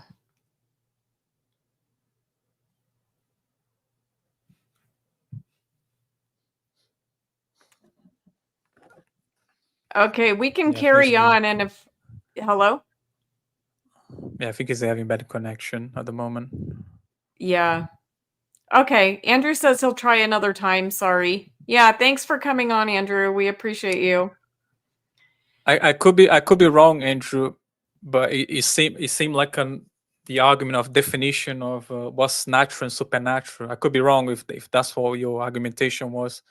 I guess you are listening right now, and you can also chat on the chat there if you want to say something. You can chat there as well. Yeah, that's why I don't really get into this area too much, because I know it can get funny a little bit. Define what supernatural is, what's natural, what's supernatural. You know what I mean? That's why I don't really tend to get into that area like that. I avoid it. Okay, go on, Sal. No, I avoid it because it becomes a red herring and a derailment. The question is, does evolutionary theory agree with physics in what we know? Now that's kind of hard to demonstrate, but when we actually try to connect it, we see that it on some levels it falsifies it. So the more we study chemistry and cellular biology, it's like, no, this doesn't agree with probability, basic probability. And so it's like, rather than arguing whether there's a supernatural or not, I just say, look, let's just start with the laws of physics. We can agree with that. Now, one interesting solution by the best evolutionary biologist on the planet, which was Eugene Koonin, and I had the privilege of studying under one of his staff members. As far as the origin of life, but this could be extrapolated to evolution. He said, Cornelius Hunter alluded to it. He said, well, he invokes multiple universes. I'm like, okay, so I mean, how is that really that much? I mean, I thought believing in God was outrageous. How about multiple universes that you'll never see, that you can never test, you can never prove? So he's appealing to a solution you can't test, you can't prove, you can't understand, and you'll never see. But he said, good enough for me. Like, okay, you could do that for every problem in evolutionary biology. So he did that for the origin of life. But why don't you extend that to any other problem? How about the protein orchard? How about eukaryotic evolution? We could patch it up with multiverses. And I was really, the ID community was celebrating when Koonin came out with his multiple universe solution. I'm just like, okay, how's that very much different than God? It's ridiculous, honestly. It's like it's not falsifiable, really. The naturalistic view is like not falsified. They just invoke any silly theory, and the fact that they accept those theories really tells how biased they are. Anything but God, basically. It's like, because then it's just philosophy. Multiverse. Okay, sure. There needs to be a mechanism to create these. Where's the mechanism coming from to create these multiverse? So it's like, you know what I mean? They're just escaping and avoiding, making the problem longer. But I would say that might be a small percentage, but I think the vast majority of people who believe in evolution today were just simply indoctrinated. Like it's not that they want to believe, it's just They have been told for years, it's a fact, it's a fact, it's a fact. If you don't believe it, you're not scientific. And so eventually that's what you accept, right? If all the authority figures, all of your educators are saying that same message, then you believe it's true, right? And so that's what I am sad about and what I am fighting against. And the media, every day I read the media news on the latest evolutionary articles, and it's really annoying, the claims that they make. And if right now you look up, have we made cells in the lab? The answer that you'll get from Google or AI is, yes, we have created synthetic cells in the lab. And unless you keep reading and read all the details, you're going to just think that we actually made cells from chemicals, which is totally and completely wrong. If anybody is watching this right now and you currently believe that, please go beyond the headline and read what they actually did. They rearranged some DNA, like they did take chemicals, that for nucleotides, they rearranged DNA, but they put it into a living cell. So they had all the machinery of the cell and it was alive. So basically it was still cool what they did, but come on, it's very far from turning chemicals into life. But that is what's being taught, and that's what the headlines read. Exactly. And it's silly. If you go by the media, you're gonna believe that comets are spaceships. So yeah. And the other thing is the amino acids on the asteroids, the amino acids coming from the meteors. Okay, and in fact, I had somebody contact me and say, what do you think about that? Have we discovered that life, could have evolved from natural processes because of this? I'm like, no. I mean, look, amino acids in the racemic mixture that they find them is not going to produce life. And amino acids are very far from getting to life. So anyway, you guys want to comment on that? Yeah, because obviously, it's just how chemistry works, really.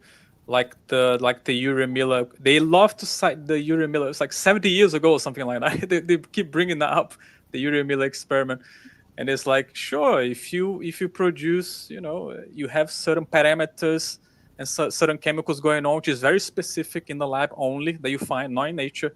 Sure, you're gonna create some amino acids, which most of them are not even used for life anyway, and it's not even homochiral anyway, and yeah, that shows how chemistry works. So yeah, sure, you can have that in some other places outside Earth. I don't know, chemistry, but to say that's gonna form information and all of the problems of abiogenesis it's not gonna solve that. It's not gonna solve that problem. Now, Andrew said the thing about not believing the media, but Andrew, you put this comment in here a little bit before, and it says, we've made very simple cells from organic chemicals, what some might call protocells, but yet we are still far off from creating a bacterial type cell. No, this is not true. I'm familiar with this. This is Fox's protocells, which are just basically like soap bubbles. I mean, I'm exaggerating, but it was a discredited thing in the 1950s and 60s. You got a circular thing with some amino acids that were racemic that managed to polymerize, but you had a lot of junk. I'm like, oh, we're on our step to life. And there was talk about nominating him for a Nobel Prize. A good thing they didn't, because it's been discredited. But they used the word protocell. And so now you think you actually made something. I mean, he was sincere, but we didn't. Compared to what we know now about the cell, that this is like comparing a paper airplane to a space shuttle. It's just, by the way, it dissolved after you kind of took it out of its coddled environment. It just kind of faded away. It didn't replicate. So that's what you do here. And I do want to emphasize, I worked for a genetic engineer, one of the famous ones in the 1980s. So much so that his invention's in the Smithsonian National Museum of American History. He would know if we really are able to engineer new life forms or synthesize stuff in the lab, and he would say no, that hasn't happened. He said the way his first genetic engineering experiment was to take a gene from one creature and put it in an onion. I mean, that's not really making, I mean, if you want to say that's a new creature, like, okay, but we didn't make the gene, we didn't make the onion. I mean, this is what passes for the hype, to say we've created life in the lab. So. Exactly. Sal, would you know how to respond real quick? Sorry, because I don't know the answer to this. Maybe you know. Have we measured how long it takes once a creature dies from how long it takes for the creature to lose homochirality? Because apparently they start to lose, right? It starts to be random, right, after the creature dies. Okay. Could be wrong. All right. Do you want me to cover this? Me and Sal are getting thrilled because actually Sal just brought this up last night about stuff that we found in fossils. You want to pull it up, Sal? Okay. This is all right. You want to save it for another day? No, this is okay. So, but before we get into that, let's finish the conversation with Andrew, because he says, how has it been discredited specifically, though? I never said it was a major step, just that it was an important first discovery. I guess, Andrew, the problem I'm having with what you said is that you said we created simple cells, which, look, what we know as a cell in life today, we did not create. And even the simplest one imaginable, we did not create. So I'm taking issue with all of the ideas of we've created life, whatever, is being said. So Sal, did you want to add to the, how has it been discredited? Oh, well, see, this is how we could take any origin of life experiment. And I'll say, you're saying it's a step toward life. I'm like, no, you haven't proven that it's a step. It's also a step that this is a path that won't work, because if the experiment doesn't lead to life, you can't claim that it's a step to life. This is like basic logic. You could equally argue this is a dead end because it went nowhere. So why don't they just publish this and say, look, this could be a dead end? They never characterize it as that way. Never. Is there any paper that said this is a dead end? We worked really hard to make these amino acids to polymerize, and it didn't turn out to be a living thing. It seems like we need lots more stuff. This could be a dead end. You'll never hear a title like that. And so the first thing is when he heated the amino acids to get them to polymerize, because it's very hard to polymerize, brought it up to 15. By the way, he got the amino acids from beans. Okay, you have to cheat a little bit. You get your homochiral amino acids from beans paste. You heat it up to 1500 degrees, no water, obviously. And then that starts to connect to each other. You get polypeptides of about 15 amino acids. Topoisomerase, by the way, is 1500. So you got a long way to be able to make anything like that. But the heat racemizes it. So now you have left and right-handed amino acids. This is very bad. Oh. And you have no way of keeping a recipe. How are you going to make a replicator? You need a blueprint. That's why you need DNA, nice stable molecule that you can read it, and you have your blueprint, you can make copies. So once James Turr was brilliant, he said, what happens when you lose the recipe? There's that song by Donna Summer, I'll never have that recipe again. I'm sorry, MacArthur's part. So you can't. That's why it's a dead end. I mean, it's like you can advertise it as being a first step. I'm like, well, you could also advertise it as being showing the dead end, that if you don't have all these other requirements that are fulfilled on the stairway to life, it's a dead end. And so, this is the way you want to characterize. I'd say, look, stairway to life is proven again because it was a dead end, but it's never advertised that way.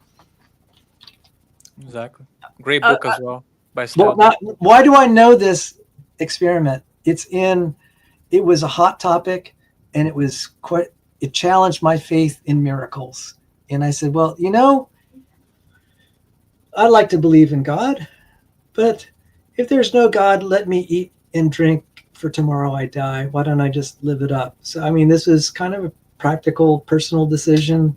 I said, I don't want to hurt no one. I don't want to, I'm not the partying kind, but why don't I just indulge in all sorts of things just to kind of alleviate the pain? Maybe I'll just watch more YouTube. At the time, there wasn't that much YouTube.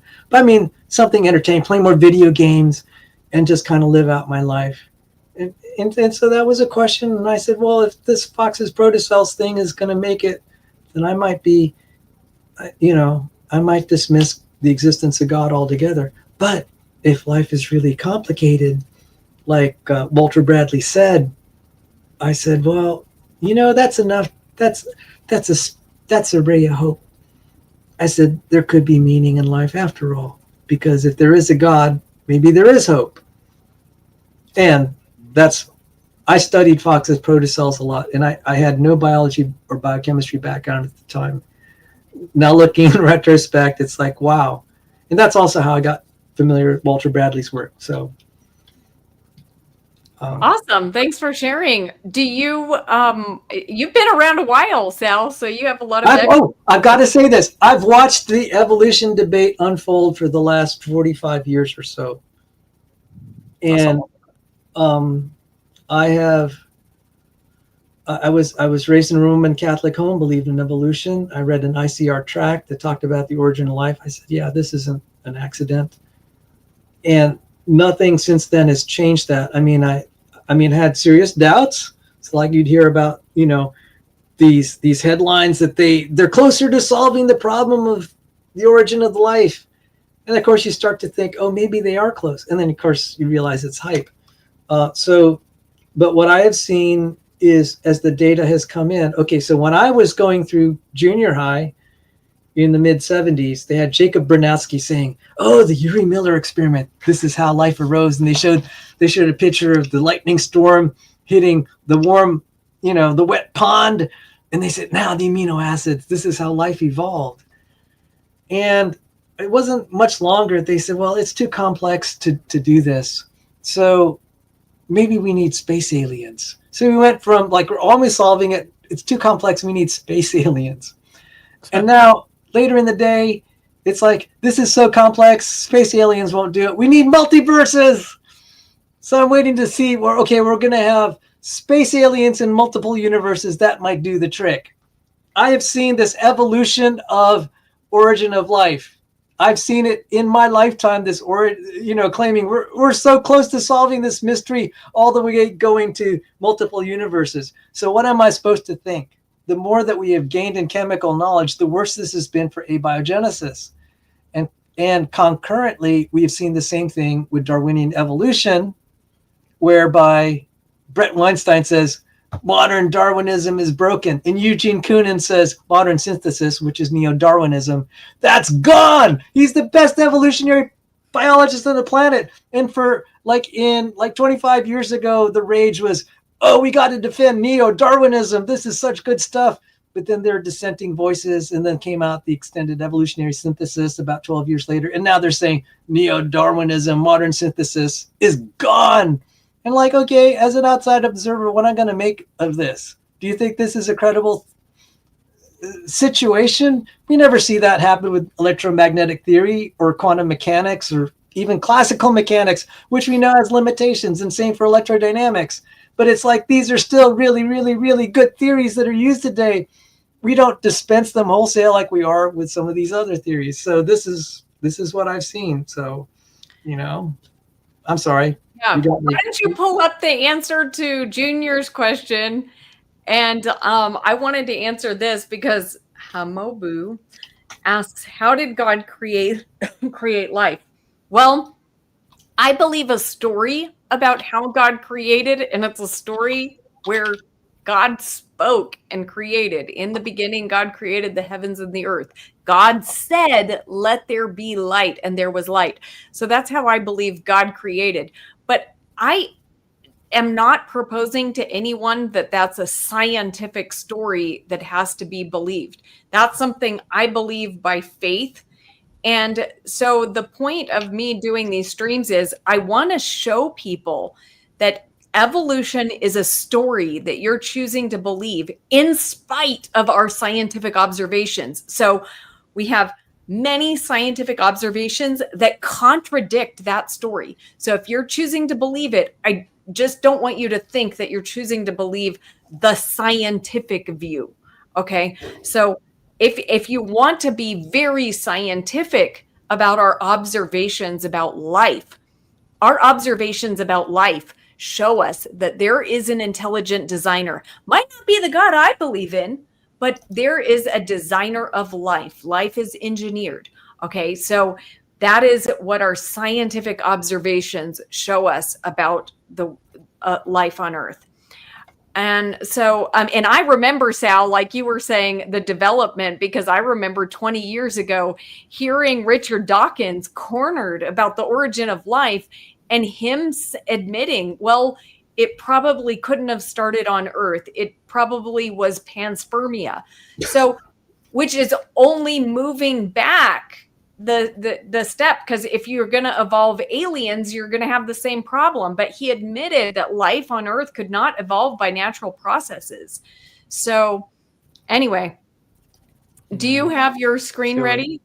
Go ahead, Junior. I have some things, and I do have to apologize. I don't have a specific answer to how long it starts to racemize, but the first point I'm going to make out is it's already racemizing while you're alive. So I'm going to share this one thing, and I shared this with Rebekah last night. We were actually trying to make a video, and it became such a mess. We said we're going to start and do a draft, but we tried. This is one of the things I put on the table last night when we were having our working group conference. Protein homeostasis, live long, won't prosper. Let me just read you the abstract. Protein turnover is an effective way of maintaining a functional proteome, as old and potentially damaged polypeptides are destroyed and replaced by newly synthesized copies.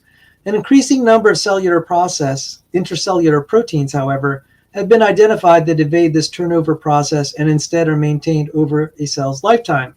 This diverse group of long-lived proteins might be particularly prone to accumulation and damage and thus have a crucial role in the functional deterioration of key regulatory processes during aging. So, what is the point of this? It's not, even before you're dead, you're starting to racemize and deteriorate. It can contribute to the aging, so much so it can contribute to the aging process. So this clock is fast, baby. We don't know how severe it is. Now, that being said, it's not like radiometric dating that we can make very precise clocks with that. Mm-hmm. Relatively speaking, because pH, the chemical environment, temperature can change the speed of racemization. But if you maximize all of these, like give the optimal pH for preservation, give the optimal temperature, which would probably have to be above freezing, because if you have a frozen planet, there's no evolution. So let's just assume it's just above freezing, which is very generous because a lot of your plants would die, but let's just assume that. And then if you have all the other chemical type environments, it's like it's still going to deteriorate.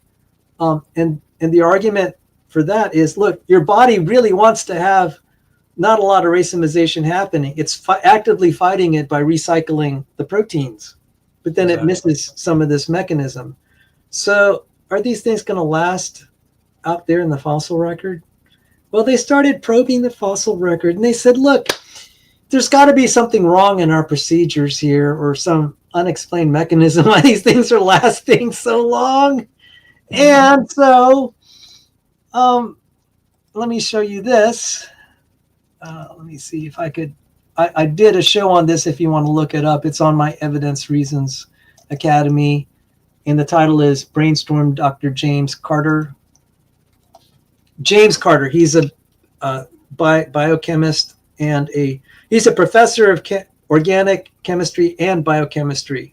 Very brilliant. Mm. And what I found out was they're comparing like the various dating mechanisms of the fossil record, and then saying, okay, what is, what is this saying about, the racemization rate? And they kept saying, well, look, there has to be some mechanism that slows it down because obviously this isn't consistent. And what this graph indicates is if you were just taking random numbers, if you're just taking random numbers of the age of the fossil, just make up any number you want for how old a fossil is. You would get a bunch of racemization rates that would go along this axis. Look what the actual data is saying, up to like not quite 10 million years. And I'm like, you've just basically shown me you've made up all these dates as to how old the fossil is. And James Carter was there. You might want to watch the video because it gets really technical. What should be is that granted for all the variability like temperature, pH, whatever, you should still have it kind of converge on this straight line. That would be what physics predicts. So I'm sorry that this is so technical, but I know where you're going. And how does this relate to all of like the dinosaur soft tissue and stuff? Okay, so you have various chemical dates, and I talked to a professional geochronologist, old earther, and he was just hammering me. He said, look at all this evidence about the uranium, thorium, and whatever. I'm like, look, I will accept that. But I said, what about these anomalies on the chemical side? What about the racemization? What about the peptide bonds? What about oxidation? He said, yeah, those are real problems that haven't been resolved. Okay. So I basically, that was a draw.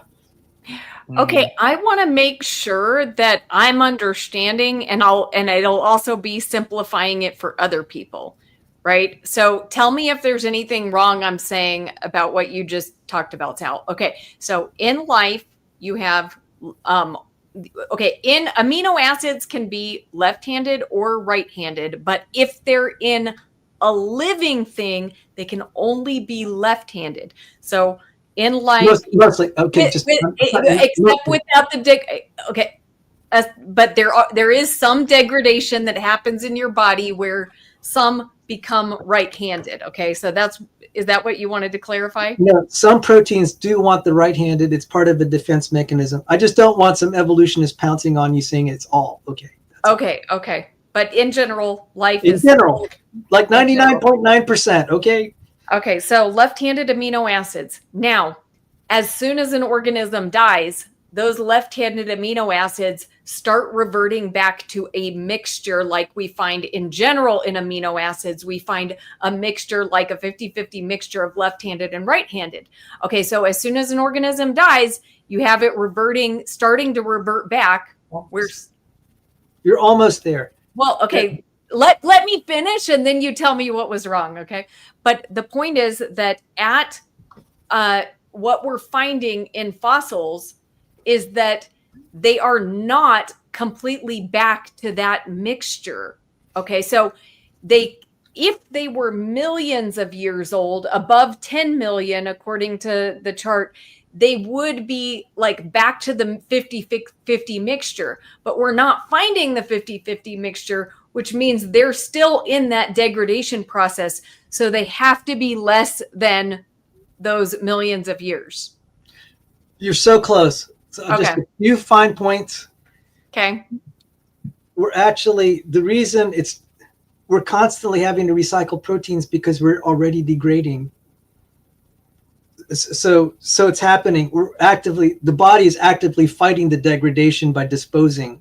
It's recycling. It's just like why you change tires, So it's basically doing all this regular maintenance. So what's happening is now when a creature dies, all of that preventive maintenance stops. That's maybe the better way. And I actually thought, once you die, you start racemizing, but it's actually happening in your body. But there's this active maintenance to say, look, we're just going to replace parts constantly because it's very hard. It's kind of hard to detect.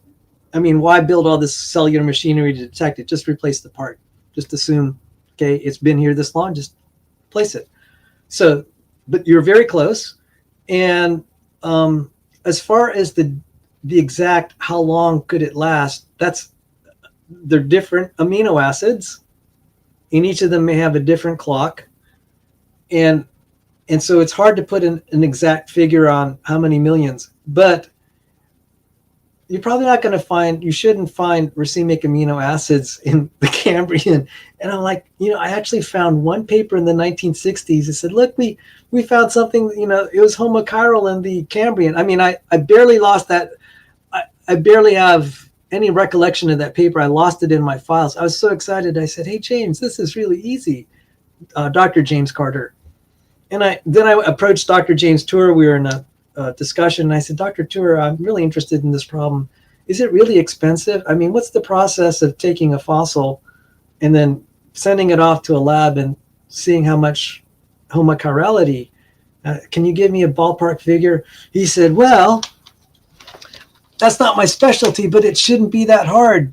And if they're charging you more than about $150, you're going to the wrong lab. And so,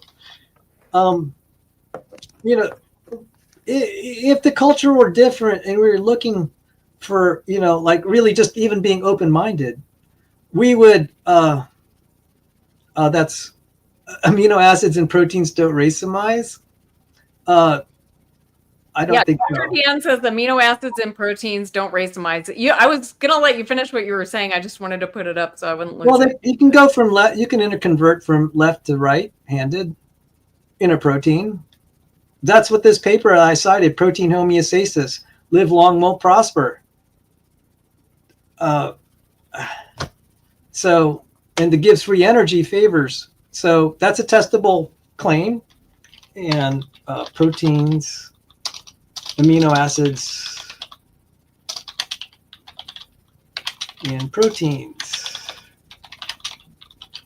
Okay, and so while you're looking that up, and actually Dr. Dan had a follow-on comment. He said they chemically break down, but they don't change configuration within a polypeptide. So maybe that can add to what you look up.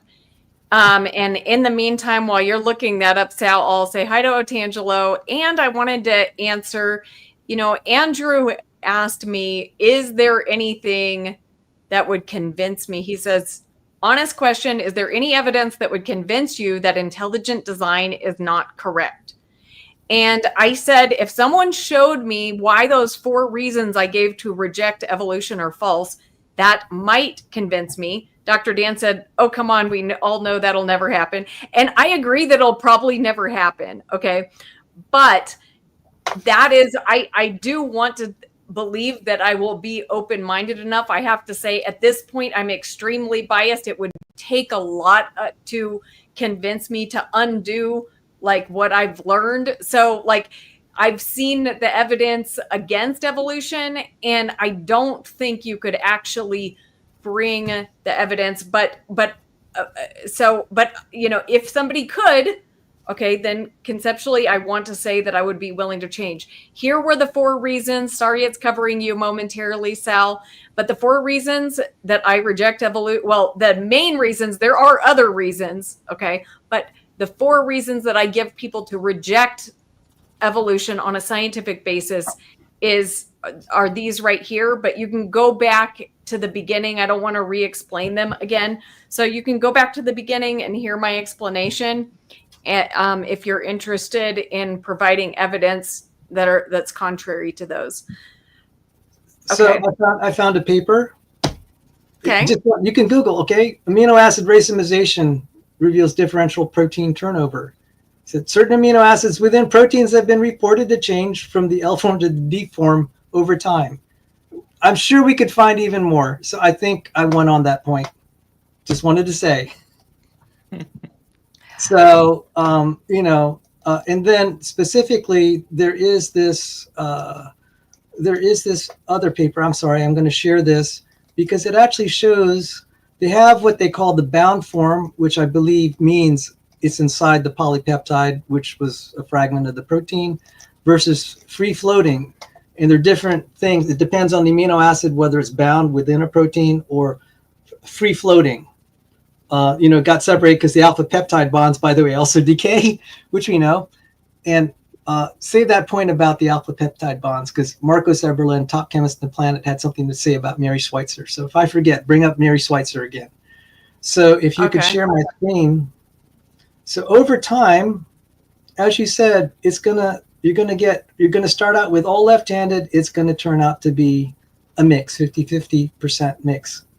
And so there is what they call a rate constant, and it's kind of unfortunate that they use constant. It's really, it's the intensity of this curve here. Okay, that's the rate, what they call the rate constant. And so what they're finding, they're just measuring what's happening in these fossils. But the bottom line is you still have a lot of D here. And they're like, well, is there some law of physics that is enabling them to last this long? And so both Dr. Carter and I independently came up. I said, all these fossil dates just had to have been made up, because if you just, I gave one of my critics, an assignment. I said, just put random fossil dates on anything and see if you get a plot that looks like this. And this is what happened. You get this straight line. I said, this is what a random assignment of dates, just arbitrary, would get you. It gets this line. If it were more consistent with what we expect, it should be, the data points should converge here. So we didn't have enough money to pursue this, and I brought it up with other creationists, and they're like, yeah, we don't have enough money. And it's like, okay, I get it. We have all these priorities. So it's an open question, but maybe this is a good time to talk about Marcos Eberlin. He has 1,000 peer-reviewed papers, has 200 graduate students that graduated, a lot of them PhDs in chemistry. So he knows chemistry. And he was criticizing Mary Schweitzer's paper that said, hey, we figured out a mechanism to preserve the soft tissue or whatever particular reaction. I have him on video speaking Portuguese. Otangelo can speak Portuguese, but I used a closed caption translation. And he's saying, Mary Schweitzer doesn't know chemistry. I'm a chemist. This is a disgrace. She came out. The Science published her paper. I'm like, whoa.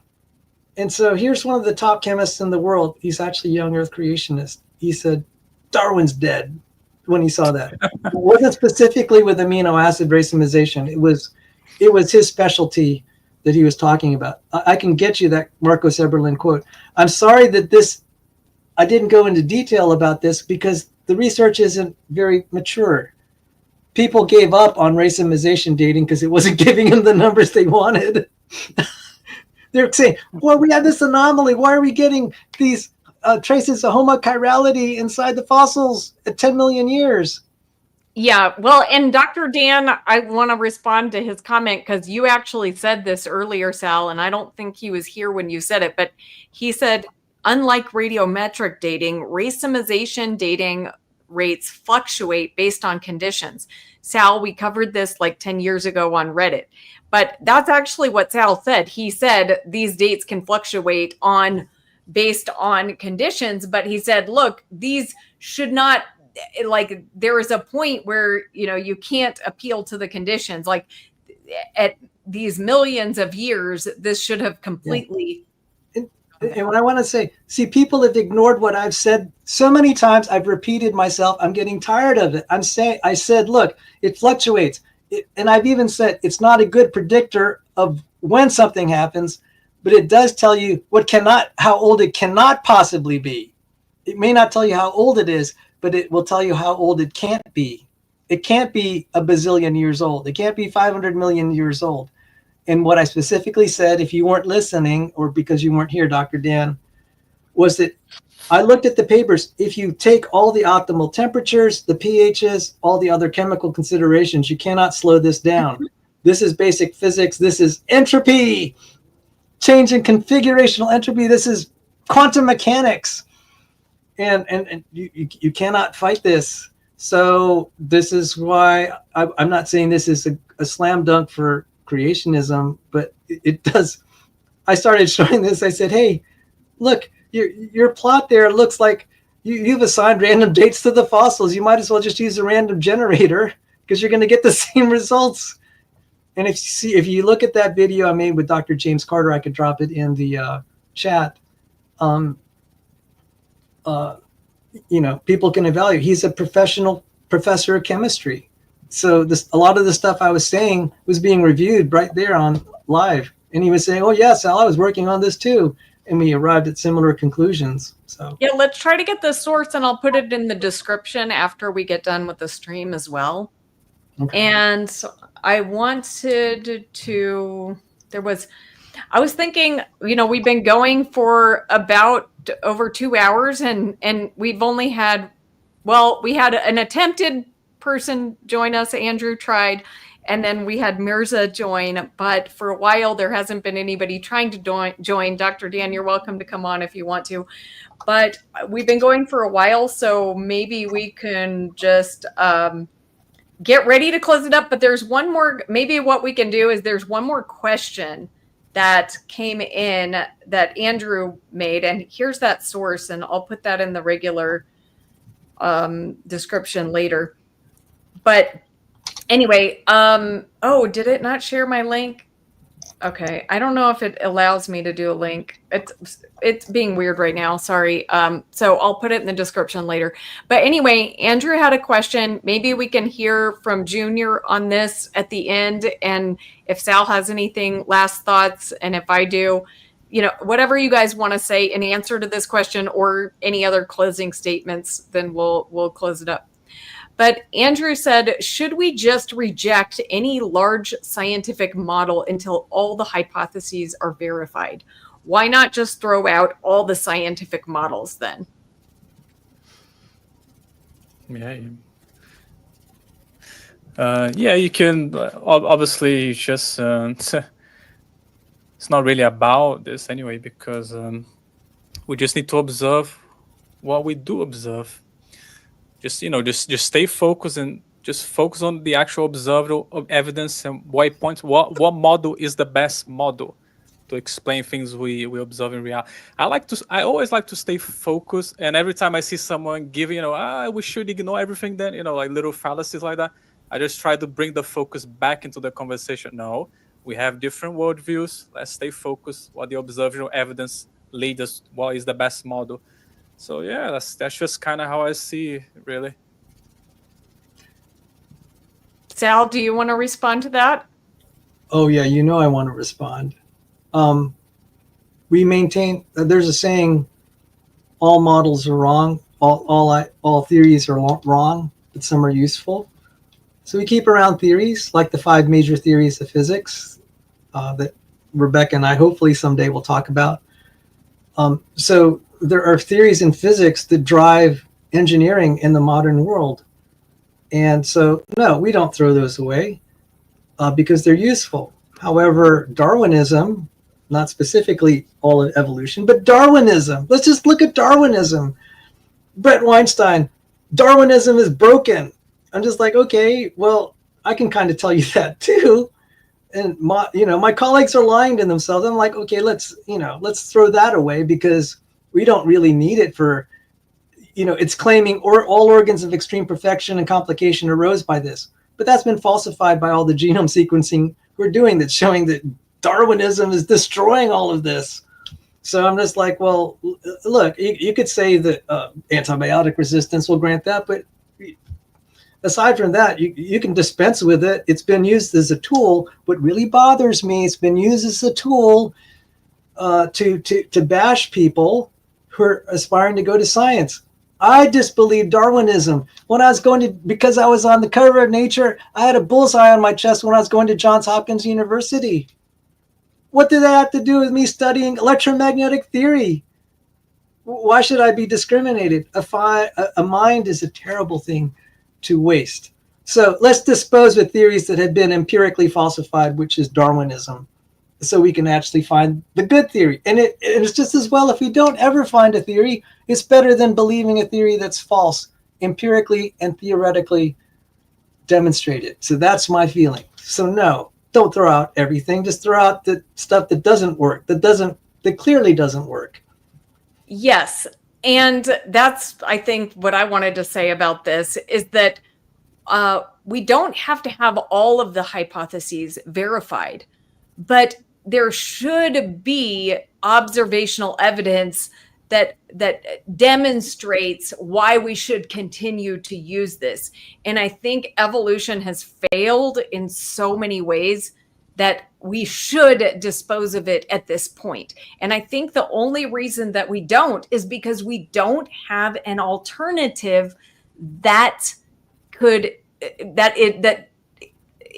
goes beyond natural process. Like, it's the only one by natural processes that we have. So we're desperately trying to keep a theory that will explain life by natural processes. And that's the only reason this is still holding on, is because that's what people are trying to do. So anyway, I think that we can say evolution has been falsified many times over. So at this point, it should be disposed of, but it carries on. And I think it's largely because so many people have been indoctrinated. It's widely believed. It's widely believed. It's widely promoted in the media and in academia. And so that's how it retains its, reputation as science. But it is not a scientific theory at this point. So anyway, thank you guys for coming on. Well, I thought you said we had a closing remark. I was responding to Andrew. I just have a... Oh, well, okay, go ahead. You can have a closing remark, Sal. Okay, Marcos Eberlin, If you one want. of the top chemists on the planet. This is just for Junior especially, but also for you, Rebecca, and any of the young Earth creationists out there. He said, Mary Schweitzer. Now, this is translated, okay, Google Translate, so it may have some errors in it, but Mary Schweitzer is now trying to defend the millions of years that she believes in. This is the sacred dogma. It's no longer science. She published an article saying that the Fenton reaction should have preserved the proteins. People, I'm a chemist. It doesn't matter. It doesn't matter. You're very confused in chemistry. You don't understand anything. I know. And now you want to say that I was wrong? That the Fenton reaction and the Fenton reagent are different? Oh, okay. Let the Fenton reaction produce hydroxyl radicals and hydroxyperoxyls. That destroys, oxidizes. The Fenton reaction is used to destroy organic compounds and not to preserve. Sorry, Mary. What a terrible mistake. Do you know why? Because you don't know chemistry, Mary. You don't know chemistry. And when we don't know chemistry, we publish an article like this. Several articles, right? She published 2 or 3. One that came out in Science. Horrible stuff. Game over, Darwin. Game over, Mary Schweitzer. I just wanted to know, because I'm also Brazilian, and Marcos is Brazilian, so I follow his channel, so I speak Portuguese as well. And and he has this funny way of saying, but he's great though. He's really amazing talent. Like you said, so many publisher articles as well, and he's always carrying around like a black T-shirt with a T-Rex, like a vegan T-Rex, because apparently people misunderstood what he said before, the like T-Rex eating only plants, and they mistake for vegan. So now he only wears that all the conferences. You probably seen with the T-Rex shirt. But yeah, he is great. He's funny. Yes, and Marcos Eberlin has a great book. If anybody is interested, it's called Foresight.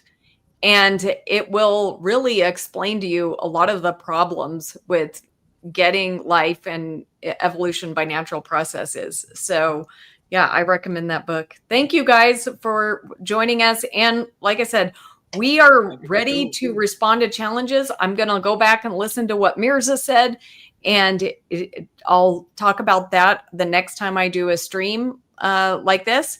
So, and if you are a believer in evolution, then bring your evidence. And I will admit that the reason that I'm doing this is to expose evolution, to show the problems with it, and that this is false. This is not something that should be believed as science. So if you want to believe that, as your religious belief, that's fine, but it should not be taught to people as this is scientific truth. This is a scientific fact. So that's the point of doing this. And so far, no one, not a single person, has challenged any of the evidence I've brought against evolution. Every time I do this, at the beginning of the show, I bring evidence against evolution. Not a single person has challenged any of that evidence. So, this is giving me a clue that the reason people aren't doing it is because they don't have the evidence. They can't bring it. Okay. So if you're watching this and you're an evolutionist and you think what I'm saying is wrong, bring it then. Okay. We're not going to just keep letting this theory go unchallenged. So thank you guys. Appreciate it and take care. Thank you. Bye-bye.